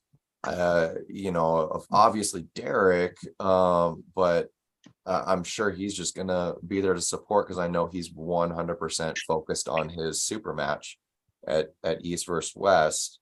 I'm sure we should have Mega Mike out there representing, but yeah, Team OC, they've got a bunch of badasses over there. It's really just a matter of getting all of these people to show up, and really see what's what. But that was one of the weird things about the Arizona championship. I was watching it, like, on one hand, thinking the obvious, like, man, there's not like one slouch, it seems like, in any of these classes. And a lot of them, I didn't even know who some of these people were, but they were all like very strong, very good arm wrestlers. And then I got to thinking, well, shoot, there's a lot of killers in this country that didn't show up either. There's just a lot of good talent out there, and that's the tricky part, is getting them all in one thing. If we had just kind of like a Super Bowl of arm wrestling or something like that, nuts. You saying that, Kane, I'm like, I was watching the video, I was watching my class that I would have been in Arizona. I'm like, yeah, there's a guy that I lost to in Vegas. He flash pinned me, and then there was like another guy that he lost to, and the guy beat him pretty good. I'm like, okay, well, that guy beat him. I'm like, we kind of had the same style, but that guy was pretty big, and he might have been ready to go to pros. The guy that won my division in Arizona, but the third place guy, I'm like, okay, well, maybe I would have came in third, and maybe, or I don't know how strong that guy was or whatever the case was, but I'm like, damn, okay, well, if those guys come to California and then I got to face the other guys from the other tournaments I was in, I was like, I'm going to have a day ahead of me in Anaheim. So there's a lot of good arms in my division, that's for sure. I'll tell you that much. And you know what? I can't, like I said, it's just a learning process as well, because I've been in this for 4 months, right? So, I mean, I know there's guys in my division they're just better than me right now because they've been doing it for a year or two. But I'm like, okay, well, I'm almost as good as you, and I've been doing it for 4 months. So if I've been doing it for 2 years, and I just want to see where I'm going to be in that time frame, right? So there's a lot of guys that just stick in amateurs too long, and I think that's what kind of gets me irritated about the situation sometimes. It's like, okay, guys, like, you've been in this sport 2 or 3 years and you're just kicking it kind of in amateur still. If you're 3 years in and you're still in amateurs, I think that's a problem. Especially if you've been going to practice. Maybe you're just not getting better. Maybe you're not taking it seriously, or maybe you're just milking the medals. I don't know. But my opinion on that is like, all right, there has to be a time in your head that it registers like, okay, I'm just too good to be in amateurs. It's time to make that jump to the pro level. And yes, there's levels to this, but I would think after, like a 3-year mark that you're kind of like, okay, maybe I should start going into pros if I'm medaling every tournament, or if I'm coming in first place every tournament. You know what I mean? So I think people just kind of need to realize that, like, hey, like, it's time for me to kind of move up. So a lot of people like to collect medals too. They're like, hey, I'm paying $40. I want to at least get a medal. But at one point, do you say, hey, like, let the other amateurs go about it and let me try to get to another level and just jump in pros and see how I do, right? So I guess that's kind of like where I'm at too, right? So it's like, you want a medal, you want to get better, but it's like, it's all a learning experience. But I do feel that the guys that have been in arm wrestling for several years, 3 years, I would say, and that are really good, that just got to make the leap and give the other amateurs the opportunity to get that experience to get a medal, right? So that's kind of like where I'm at. Sure. Yeah, I agree with that. I like to see other amateurs that are in that position where they've competed against somebody that shouldn't have been in that, to be able to have the perception where that more propels or motivates them to just move on to the open class if they feel ready themselves. Because if the only I guess what I'm meaning to say, if the only athletes that are taking your medal from you or your gold from you or something in an amateur tournament are athletes that should, have been pulling too long or have pulled pro or whatever, and it's not like a national tournament or whatever, then to me it shouldn't be a discouraging thing. It should be like, okay, that's my signal. It's time to go pull and open, forget all this, let this person do whatever they're doing, you know what I mean? Yeah, but I agree with that. It's like, you know what? It's both my tournaments. I'm like, the one in Vegas, I'm like, okay, there's a guy in Vegas. I'm like, okay, this guy, like, I feel like he should have been in pro. But I'm like, okay, like if he wasn't, I would have came in second, cool, whatever. But that's my fault. Like, my fault is I should have arm wrestled up, because the guys that were in there were about the same. They've been in arm wrestling about the same time as me. And I really wanted to pull this one guy in the division above me. And I'm like, I would have came in second if I didn't cut 17 pounds to arm wrestle in Vegas. I potentially would have came in second at my weight that I was at previously, but it's a learning experience. It's fun. I'm getting stronger. I see everybody else not like that is at my class or whatever. I don't think that they train the way I train. So it's like, okay, well, hopefully I start, getting stronger and just surpassing them. Like, holy crap, how did he get so strong? So no, I'm just doing my thing, and it's just fun to go and try to get a medal, right? I'm like, you're just trying to, obviously every tournament you go in, you're like, I don't know if I'm gonna get a medal. This class is stacked, but all these big guys start getting knocked out by another big guy, and you're like, hey, I'm kind of right there now, so it's kind of cool to watch. And Josh said he's gonna bring Benny, which is in my class as well, and it's like, okay, well, it's gonna be interesting to see who everybody faces first, and see who kind of has a loss, and then like who's under that pressure potentially to get knocked out, right? So it's like that first. I have like 3 guys in your weight class that'll be coming. Oh, nice. So I mean, so Felix, Eric, and Benny are all in your weight. And they're probably all around like the same strength, right? So it's like, obviously Benny's the one that won that last tournament, right? That you guys had up there, Josh? Oh yeah, Patterson. Yeah, Benny won Patterson. Like convincingly, or was he struggling against another one of your guys, or? Very convincingly. Yeah, so it's like, you know what? He comes to Anaheim, like, I don't think that's going to happen, right? It depends who shows up, but like if some of the guys that I faced, like one of the guys that I faced in Arizona, if he shows up, I'm like, the guy's on another level, and that's why I said that he needs to be in pro.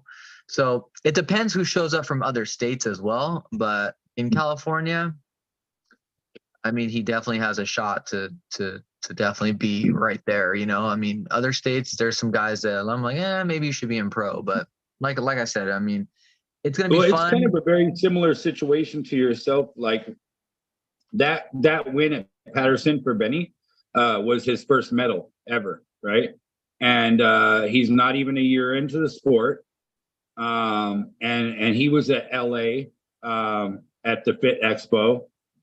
He didn't medal, got knocked out by some of the same guys who he ended up, figuring out how to beat. But all it was for him is just some things clicked. It just clicked, like learning how to move all in one piece and keep everything tightened together. His strength, it's growing like anybody's would in that amount of time. So it's not like a huge strength gap that's happened or anything. It's just some things clicked at the table and he became a lot more. Yeah. Yeah, and UAL is a great event to I think pull amateur. You get a really good high level mix of amateurs at the UAL. I think that'll be good. Still, that said, like in regards to what I said earlier about what competition, I guess, being worth like 15 or more practices. If I'm being really honest with myself, I feel that to be the most true in the open class. So and the reason why, how's that saying go? Winning, I don't know, something about when you lose you learn, I guess, or whatever. And it's partly that, when you're going against people, even if you're going against, if you say you jump to the open class and you're actually competitive in there, say you're as strong as some of these guys, or at least a good portion of them or something like that. Just the skill level and the use of that strength, the application of it is just different. It's at a certain level that I feel like really gets the gears turning. I've only actually competed in one UAL tournament in the amateur class. It definitely was the most stacked that I've seen at an amateur, but for me it was like fun. It was so much fun. You're mostly doing your thing that you learned, or the best move that you learned and everything, and everyone was kind of like doing the same thing. And then you might have that one pro in your class, pulling amateur or whatever, that's like making all the pro adjustments and all kinds of stuff like that. But I didn't feel like I was really just learning a massive amount of information when jumping to pro and landing middle of the pack at a tournament, somewhere in that like 4th to 6th place range, is just the wealth of information that was collected from those initially was just very cool. I really appreciated that. And that's a perception that's not easy to come by for a lot of people. And the biggest reason why they don't make that jump, fear that they're gonna go 0-2 or something like that. But to me, if you feel safe and your mentor or coach or whatever gives you the green light and says, I think you're safe, go out there and do it, man, you'll get some experience like no other if you're willing to take a loss here or there. You know what I did to Benny? The compound was his first tournament, right? Oh boy. And Benny started, and he was at my weight when he started. And he dropped all the way down to where he's at now, where he's like at 179 or whatever. But anyways, he went 2 and out at the compound. And so after that, and the whole ride home, 6 hours back up north or whatever it was, I was sitting there and telling him how bad he got crushed and how much of a loser he was. And all this, listen, I'm so. And then I told him that that's the last time he'll ever feel that way. That was the last time that he would ever feel that way. It's the last time he'd ever get beat like that and feel like that each time it was going to get better. And his next tournament was Riverside Lock and Loaded Qualifier. And he got his first pin there. And then his next tournament after that was LA Fit Expo. and he got 2 or 3 pins there. And then his next tournament after that was Patterson, and he won the gold medal. So each time he continued to progress. But he told me 6 months after the compound, he said, "Man, you tearing me down and crushing my soul like that really helped me."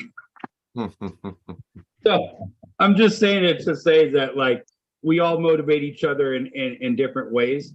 I guess me coming from a fundraising and marketing background and running a team full of fundraisers, like, I was always finding different ways to motivate each individual. And so I do that a ton. We speaking of which, with Derek and things like that, we need to come up with like a Coach of the Year award and give it out at the end of the year. You know? That would be awesome. Yeah, what I kind I of was like thinking about that when you said the amateur team championship, because when you started saying, you know, seeing what the captains are training and what they're bringing out, I mean, that really does play into who's the Coach of the Year, who has, you know, these new crop that's coming out, and they're teaching them all. Because that was one of the things I noticed about your guys' squad when I first seen you down at Grinder Gym, was that at least 90% of the people that had an Alpha Empire jersey on went up to the table and looked like they were supposed to be there. They knew what they were doing. They were comfortable there. They were aggressive. They looked like a team full of arm wrestlers. And so you can tell when you have good coaches and good trainers and a good squad where everybody's helping each other. You can see it. It actually shows. So Derek, watch out. You might have another award coming. Who knows? We're gonna have to take a poll. No, yeah, I love you guys as your outreach and interest in developing the amateurs. I think that's definitely one of the standout features of your team. What I take from that experience with Benny is, you know, the only thing that makes that first showing that might not have been as good as you wanted it to be, like the compound, like you were saying, is, you know, the ego getting a little bit dinged. You know, you wanted to do better.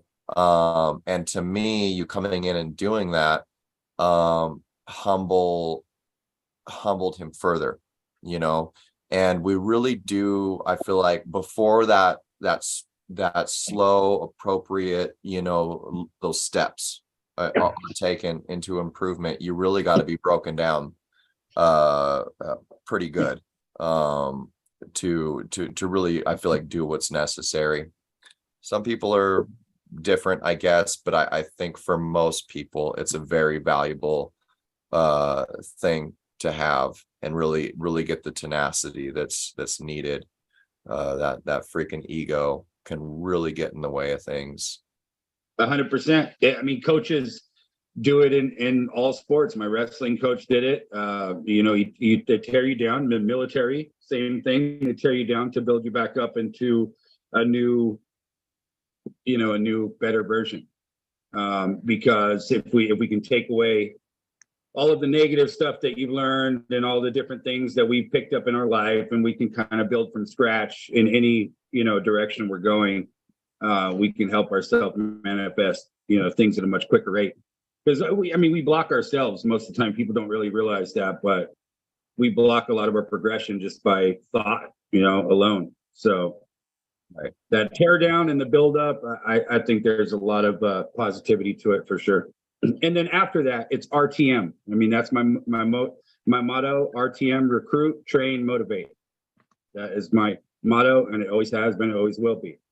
So every day after the day that you're on the team, people will tell you, all I do is motivate these guys in every way possible. I tell them how great they're doing, how good they feel in different spots, letting them know where they can beat me. That's something that a lot of people don't like to do, but I always like to tell them, look at right there, you had me, keep going right there, stuff like that. And so I'm constantly trying to motivate them and just let them know that all of their work is paying off, and that, somebody notices, because it means a lot. It means a lot. Yeah. People don't realize it, but that motivation from your peers and other people, it really does drive you, to the next level. And then some people are self-motivating, but that's kind of rare. So for sure.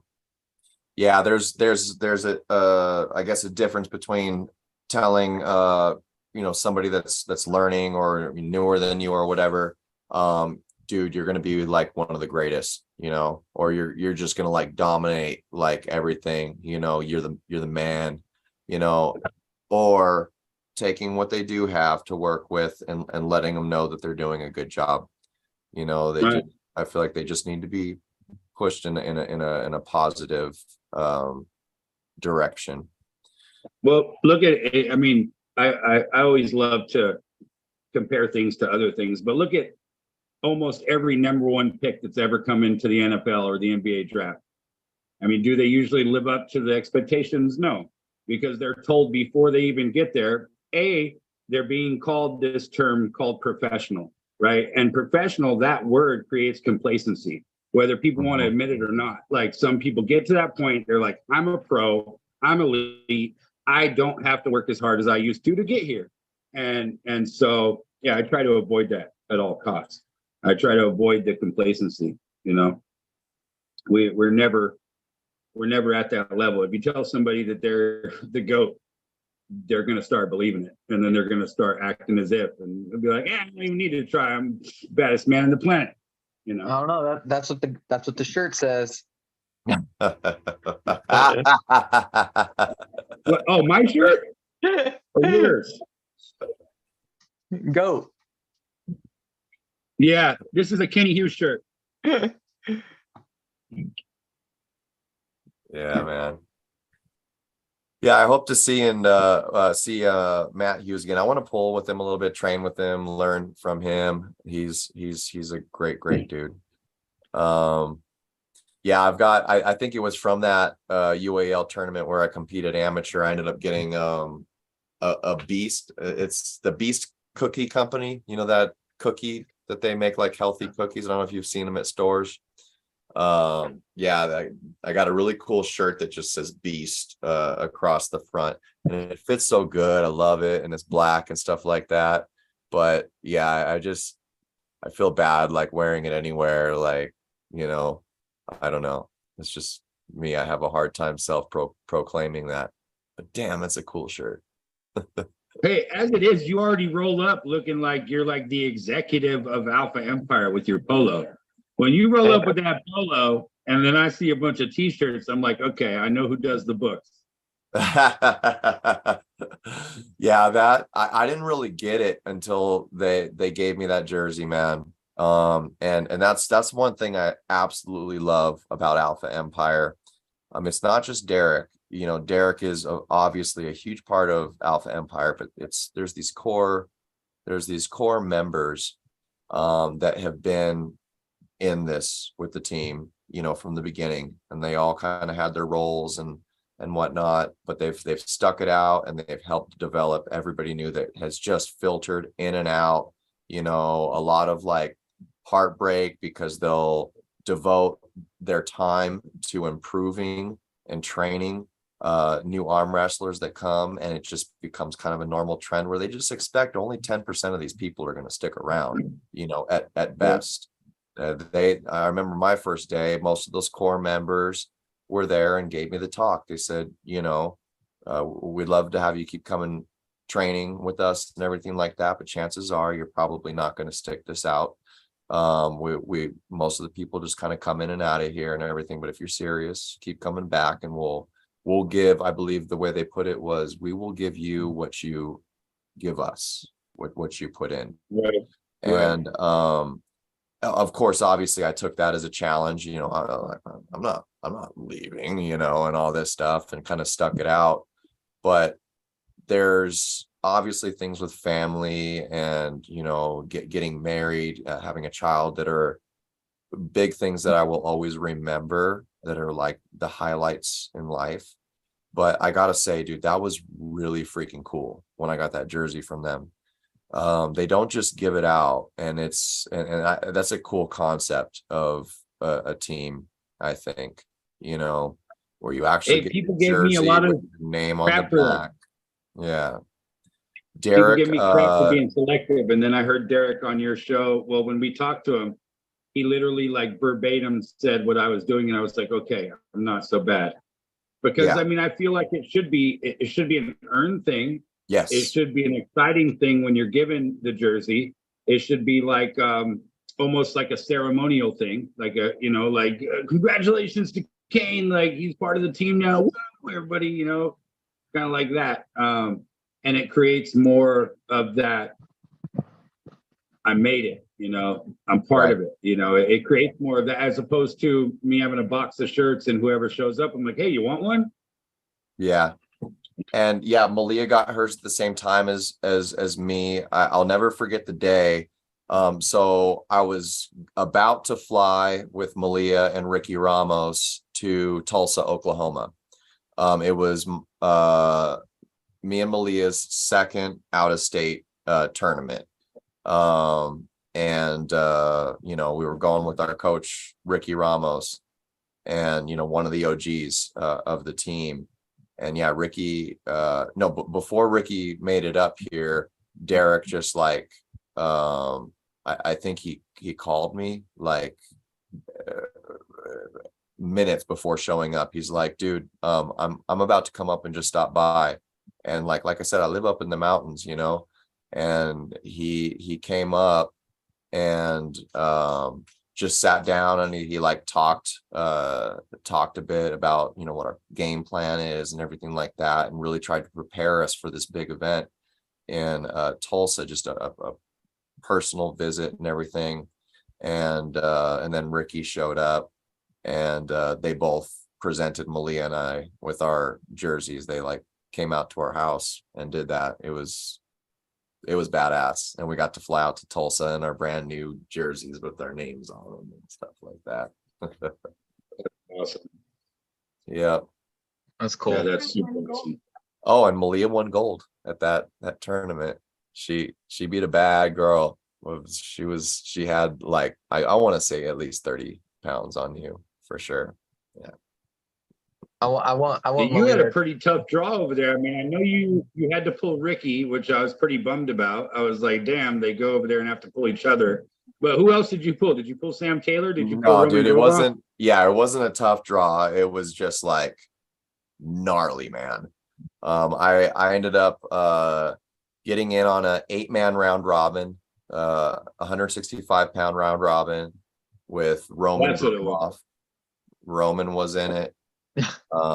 Yeah, Ricky was in it, Sam Taylor was in it, Jeff Blair was in it. There were no slouches in that round robin. And then we did the tournament after, and Ricky and I, we had some rough draws too. We just kind of got called pretty quickly for matches back to back from the start. But yeah, I remember when Jim, what's his name out there in Oklahoma, older guy with like the King's move. Well, anyways, he was one of the guys that like he was the first one to put the feelers out on social media. He was like, I'm looking to put on a 165 round robin between 8 guys or so. Anybody interested? And I was one of the first people who was like, yeah, let's do this 165-pound round robin. Yeah. In a central state, let's do this. And then Roman committed, and then, you know, all these killers committed, and I was like, holy crap. But I mean, it was so cool, you know, like, because, you know, if you're serious about progressing in this sport at all, what are you doing if you're not trying to go and grip up with Roman Groboff? I had people tell me like, what are you doing in this round robin? You're fucking crazy or something like that. Like, no, are you crazy? Like, if you could go pull Roman Groboff right now, like, wouldn't you do that so you could see what Roman Groboff, like, he's like, you know, at the time he was, I believe, the number one, right, 165, yeah, or 154, in the nation. So how the hell are you going to know where you're going if you don't check it out? You know what that looks like. What path is required to get there. Right. That's cool. That's the same way I felt when I pulled Jody a couple of months ago. You know, I mean, he sat at number one on both hands in the state for quite a while. And I mean, he only gave up the spot maybe a couple of months ago. I think he's sitting at 2 and 3 now. But Yeah, just being able to pull with them and see like, okay, this is where it's at. This is what else I need to add to the arsenal, whatever it is. Yeah, I would have never known. I would have just been able to watch from the sidelines. Right. But you're only going to get as good as your competition. I mean, that's with anything, right? So you train with the best, you compete with the best, you're going to end up being at that level. If you stay in amateurs, like Travis is talking about, your ceiling's going to be here. You're going to reach the ceiling and you're going to keep bumping your head on it. Yes. Yeah, that reminds me, anybody watching that's just getting into this sport, there's something that I see a lot, and it shouldn't happen. Like at training, there's always that table that's kind of like the amateur table, where all the amateurs kind of congregate and they all want to arm wrestle each other, and like that's what they do, and you start to see them continue to do that, rather than going over to maybe a heavier open class puller and say, if they don't know each other, I'm new, can you work me out? Can you teach me something or whatever? And get stronger, get better. One of the good things about Alpha Empire that I really love in terms of developing amateurs is like our coaches, we do not, like, if they see that happening, they're very proactive about trying to, also for safety, like, you guys need to separate right now. Like, you're either going to break your arms, and if you don't, you're not going to be like getting a whole lot of progression. I mean, I think there is there's a place for it where they can kind of feel what it's like in an observed, monitored, coach way, being that they're at the same level, to have a couple ready goes together when they're at that point or something, or go through a few angles, but supervised for sure. But if you're training, I think you need to go find people that are stronger than you and make you work, Yeah, for sure. I'm starting to add like dojo style to our training. So like we'll have like guys on several tables, and we'll be like, okay, everybody rise, and we'll hold static rise, and then everybody pronate, we'll hold static pronate. Everybody just like a sensei would be up there telling you, okay, front kick, side kick, punch, same thing, and we all do it in unison. We all do it together. I think that's going to be beneficial to taking the guys to the next level and helping them climb, for sure. Absolutely. That's really cool. Yeah. It's really forcing upon, productive training. You're not really giving the opportunity for people to just kind of like, scatter and like do like not really productive things. So that's pretty neat. I like that. Yeah. I mean, when I was training with Kane this last week, I'm like, Kane's like, okay, like in here, try this position, try that. I mean, obviously Kane's been in it for, 4 or 5 years. But 45 years? Well, yeah, 4 to 5. I don't know Almost how long. Almost 4. 4 years, right? So I'm like, just him like showing me certain things, and I know that when I was pulling with him, I was putting him in kind of like, okay, like my elbows, like, I'm like, all right, hold me here. All right, let's go. I was like, when you feel it, just keep going, right? So even like me, being new in it, I'm just like, hey, Kane, let's just keep killing each other, So it's not saying that like I like to arm wrestle people like less than me, because you can watch me at any practice. Like I always try to find people that are better than me, because I kind of want them to just blow my arm up, and I kind of want to just see if I can keep up with their cardio.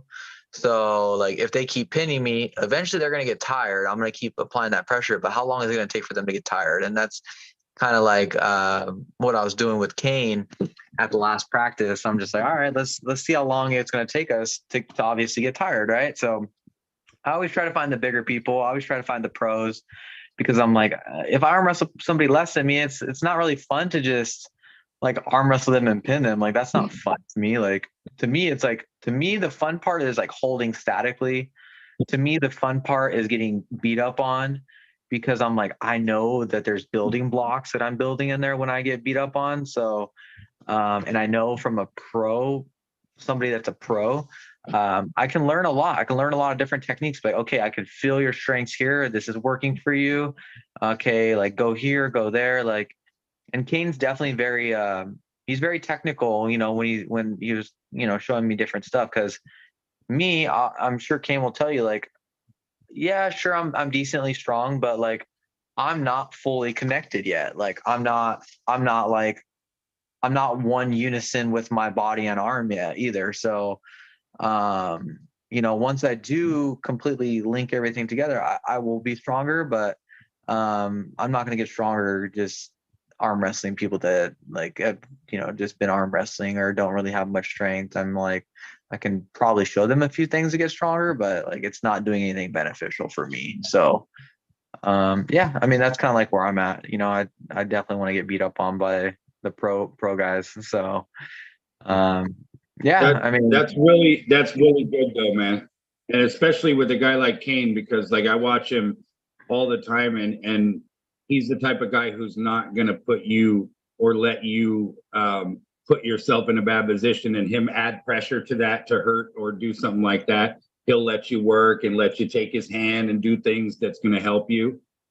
So that's only going to benefit you, man. It's only going to help you, because if you're going against guys who just want to rip through you and show you that they can pin you, that's not going to help you much. You know, it's really not. I totally agree, because I was telling Kane, I'm not going to name names or nothing, but the first time I ever arm wrestled was at Alpha. I've arm wrestled at a few different groups and stuff like that. And the first practice I did have at Alpha, I'm not sure if I told Kane, but yeah, I mean, I arm wrestled against, not really, I wouldn't say one of their leaders there by any means, but I got my arm ripped through me the first day, and it didn't heal for like a month. So, oh, and I do think I know who you're talking about, and they're not affiliated with, I mean, they do train with us a lot, but I know too. Now that you just said that, I know too. Well, yeah, it's unfortunate. And to be honest, there's athletes, there's pullers like that I intentionally pull with when I'm needing it. Like I want you to just go freaking nuts, you know, the just really wiry, you know, I want you to, you know, tug into my tendons and my joints and everything like that. And there's those times it feels beneficial, but yeah, like they definitely need to be more conscious of when they're dealing with somebody that's new and not developed in those areas. That's gnarly. Dude, I try to tell people that all the time. I had this guy that came to our practice last week, and through one of my teammates, he had told me, hey, this guy wants to have a match with you and everything. And I was like, who is this guy? You know, like, he's like, oh, he came over here from a different country, and he's been arm wrestling for like 6 years, whatever. He's never been beat and all this. And so right off the bat, right when he said never been beat, I'm like, okay, so he probably hasn't been arm wrestling competitively, right? But anyways, the guy comes to practice, and he watches me pull a little bit, and then he's asked if we can pull. And I already knew who he was. Like, the guy, my friend told me, this is the one who wants to have the match. And I was explaining to him, like, there's not to say by any means that I'm at some extraordinary level, but I do know my level, and I do know that it's quite far above, you know, people that, you know, don't compete much or whatever, right? So I was telling him that there's levels to this stuff, right? And if the guy is not competing like that, he's not going to be ready for what I can do. The guy comes up to the table, complete ego puller, right? He like grabs my hand, and he goes, okay, are you ready? Boom, just boom. And I'm just like laughing and letting my arm go down. I'm like, okay, buddy. And then I tell him, after he does it like 3 times, I tell him, okay, now I'm going to give you some pressure, right? And then I just crack his wrist right in the center of the table every single time that I want to.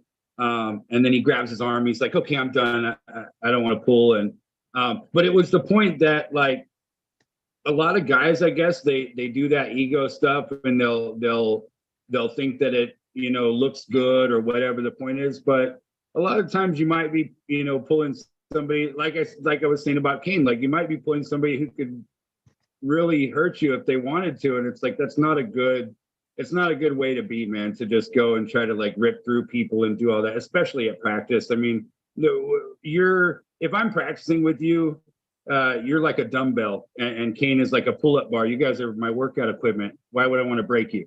Right. Yeah. I want to keep my workout equipment. So it's crazy, but I've seen so many of those. And then recently I've seen a lot of the guys who are taking like supplements and stuff like that. And it turns them into ego pullers.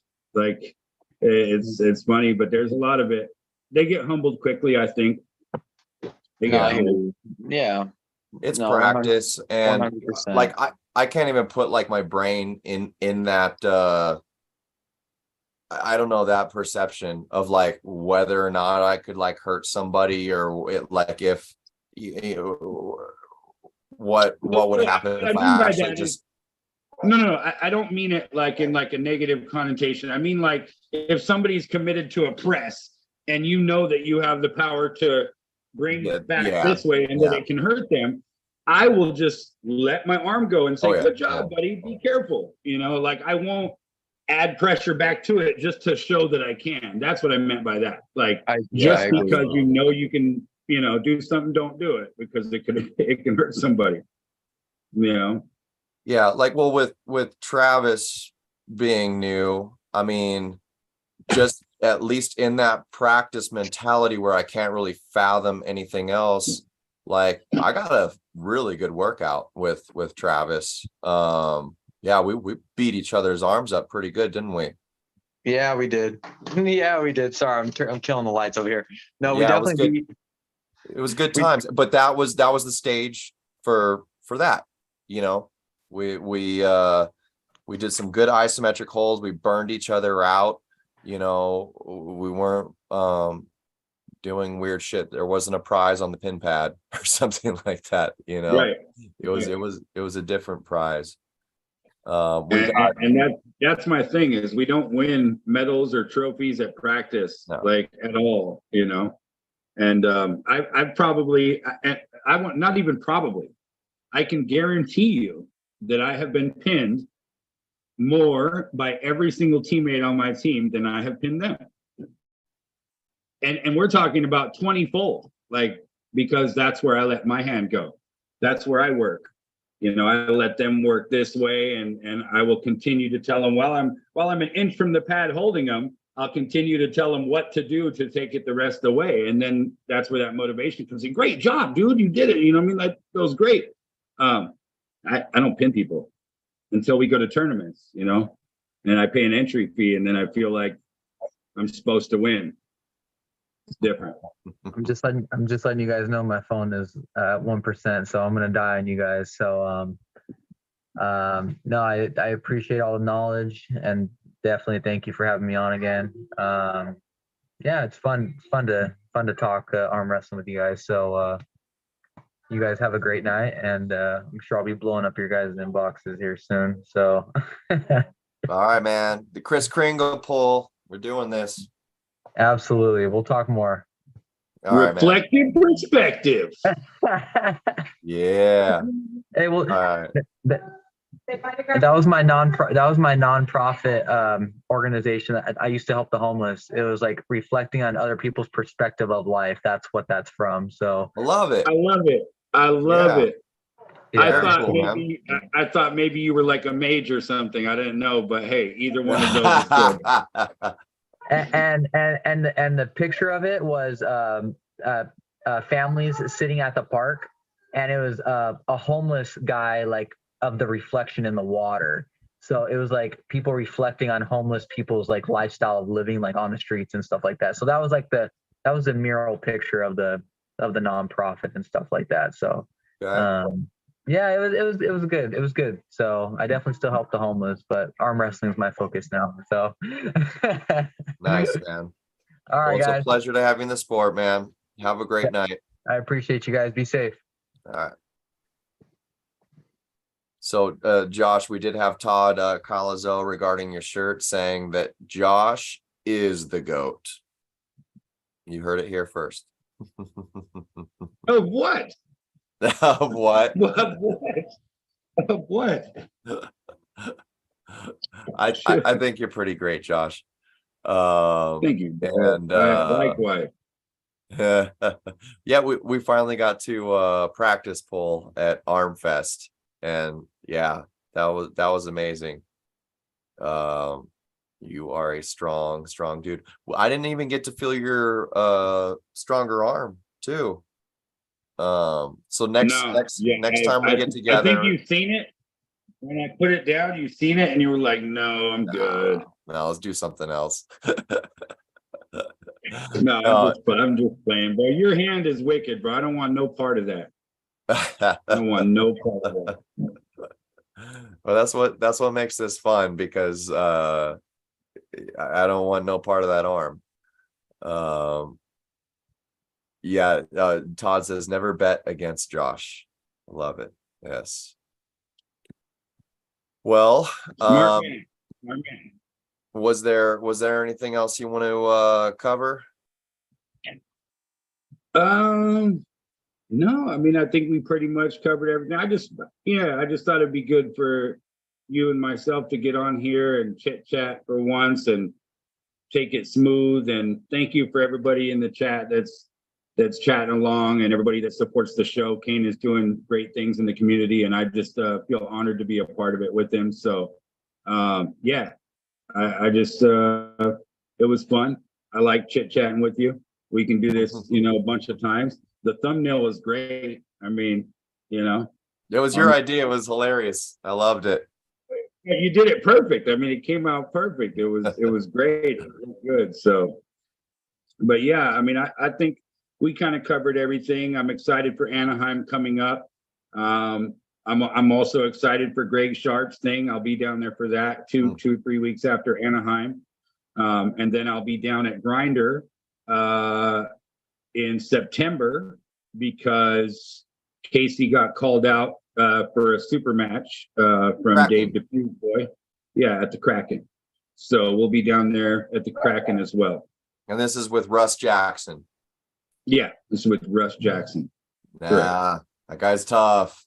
That's gonna be a good match. That's gonna be a really good match. I'm looking forward to seeing that. Yeah, it is. You said September, right? Yeah, in September. I don't know the exact date yet. I'm not sure if they posted it, but yeah, Casey just told me that it's in September, and we're gonna go down there. So okay.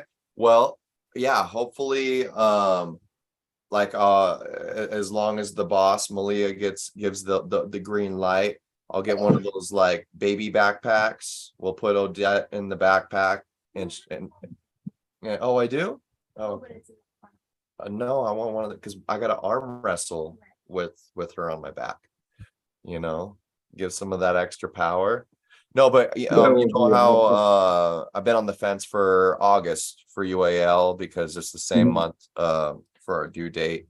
So yeah, I mean, we'll see. I just was thinking recently, since we have you might have met Malia's sister at Armfest, and her husband. Yeah, they came to support, and yeah, she looks just like Malia.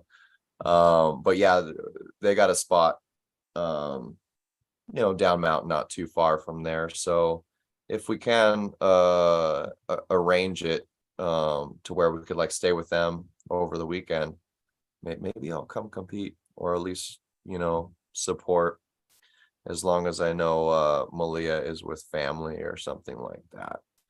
That'll be good. What do you think about this? I was thinking about, and we'll just say this right now while we're still on the show. When me and you can work it out, if we figure out a calendar, it'd be really cool to take the showcase to events and set up a table and do like a commentary podcast, right? Like it's not going to be commentary that everybody hears outside of a speaker, but it'll be into our thing, like through headphones and everything, while me and you are doing a podcast live at different events. I think that would really be cool to showcase, California arm wrestling and the different things we're doing. Yeah, I mean, I love it, and so are you thinking actually filming like the event and commentating, or where's your head at with that? Yeah, I mean, I would love to figure it out to where you and I could be one of the people that do a live stream and commentate, during the live stream. Yeah, because again, between you and I mean, we pretty much know everybody in the state. We have some history on them. We know how they pull. People know us. Yeah, I mean, we could pull it off really easily, and I think it would be something that people would enjoy. Just watching that Arizona thing. I mean, Uncle John and Aussie Arm Wrestler, their commentary with the 3 screens. It was a smooth stream. There was no hiccups. The 3 tables numbered. Everything was great. I think that more of that, like, again, that ESPN type feel where it's back to you, Kane, da da da da da, and we're just like talking about different things. We kind of build like a persona off of it, being those commentators, those in the pit commentators. Absolutely. Yeah. Let's talk more about that. I've got a couple people that work like on the, that we both know that work on the technical side with cameras and stuff. Maybe we can kind of work out something with them that would make them happy and work together, join forces. I think that could be really cool. That's what this is all about, man. I mean, the more people we can join forces with, then the force is with everyone, right? Absolutely, for sure. Right. 100%. Well, yeah, this is a great show, man. And yeah, Corey is saying, great show, and thanks for putting it on. Thank you for popping in here, Corey. I appreciate every one of you. We have Javier Martinez, another teammate, popping in here to say hello. Just great to see all of you. Todd, thanks for coming in. Katie, Carolyn, Lorenzo, thank you everybody for spending the time with us. John Hutchison, we will be back again next Tuesday. Really start hitting promoting this UAL really hard. Josh, I'd like to get a few of the competing athletes, both maybe the tournament and the super matches on here. And I got to say, it was such a great taste test between Tara and Grace. It was at Arizona. It was really cool the fact that they both got pins on each other. So it's kind of one of those, who knows what's going to happen at Anaheim. Now they have 5 matches to do it. Is it going to be back and forth? Is it going to be just a brutal war? Who's going to take that number 2 spot? Yes. And I think that little sample where they got a chance to like pull each other more in a tournament format set the stage both mechanically and in terms of just like hype to make this super match better, because you notice in that first back and forth and when they met each other in the tournament in Arizona, it almost looked to me like them kind of like figuring each other out, you know what I mean? Like there was elbow fouls, there was quick little things that were happening. And it was that last pull that they had. I think they both wound up in a hook, right? Right. Yeah, the first one, Grace had got the advantage, and it looked like she kind of she pulled through her rather easily. And then they met up again, and there was the foul, and but both the foul and the restart, Tara had found something to where she slowed it down and turned it her way, and then she ended up, getting the pin. So I mean, it was cool to watch that chess match in such a short time, and you could tell that they both wanted to meet again. You could tell. Right. Lee Aaron was there. Sarah Latona was there. I mean, that women's class was stacked as well. Yes. Oh, it was so nuts. Yeah, I really enjoyed the women's class in that tournament. But yeah, great Grace and Tara. It's gonna be a really, really, really cool match. I feel like in that tournament they were just kind of like finding their way to here. And yeah, I think we could potentially see some really cool grinders in that super match. So excited about that. Yeah, ladies, all get involved. Come out and support your favorite lady arm wrestler. Let's get that ladies class stacked in Anaheim and come out there and support and watch it. It's going to be exciting. Hopefully we can have 10, 15 girls out there competing. I know they do have the 134 class. So I think some should be excited about that. So that's awesome. Yes, all you light ladies out there, get at it, and just be glad that Malia's expecting any moment now, because she would have jumped in that class and tore you all up. She's been waiting for that class, man. She's been waiting for a sub 135. Corey says, speaking of which, shout out your small boys, Josh. I want to know them. I think he wants you to get some of your featherweights on over this. How much does Corey weigh? Corey's like 114 pounds, I think. Remind me where you're at right now, but I think you were, Corey, at like pretty light, right? Like somewhere in the teens. But I mean, pound for pound, he's one of those guys that, like, I'm not just being nice. He's really strong. I had no idea he was that light too, but yeah, Corey, if you ever feel the hankering to go up there and visit them, call somebody out. I'm sure Josh would take good care of you. He came out and yeah, he says 114. Oh yeah, I have a guy that's perfect weight for him. I have a 116 pounder. So I mean, that's within 2 pounds of each other.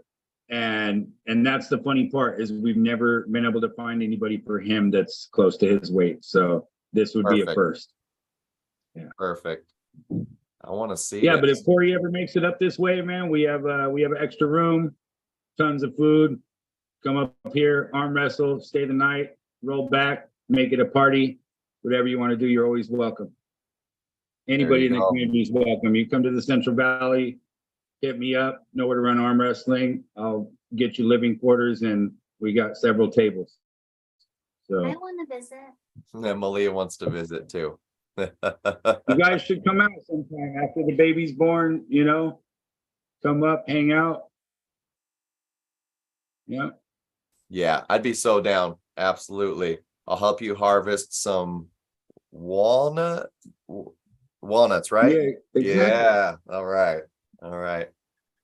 right, everybody. Yeah, Todd says Corey is strong. Corey says, hell yeah, love to hear. I gotta say one more thing. It sounds like you're about to get off. Are we getting off? No, I don't know. Whenever. Okay. I mean, at some point, maybe next month. I'm not sure. All right. Well, I just want to let everybody know, if you haven't already, like and subscribe to the channel. We're trying to make that push right now to get Kane over 10,000 subscribers.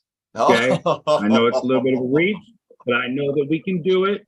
I know if everybody gets together, we're all arm wrestlers and we all support each other. Let's support Kane in this channel. Let's get him over 10,000, guys, so we can get this and keep it going and keep on spreading some good information for everybody in the community that we love so much. I love it. Thank you. And I want to see that all go back to all, anybody that we showcase and everything like that. I can't wait till we can see that 10,000 subscribers with 300 viewers in a chat, all getting to know these people that we have on that are just putting in the work. That'd be so freaking cool. But yeah. Yeah, I appreciate that, Josh. All right. Yeah, great show. And yeah, thanks for spending the time. Everybody have a great night, and we will see you next week.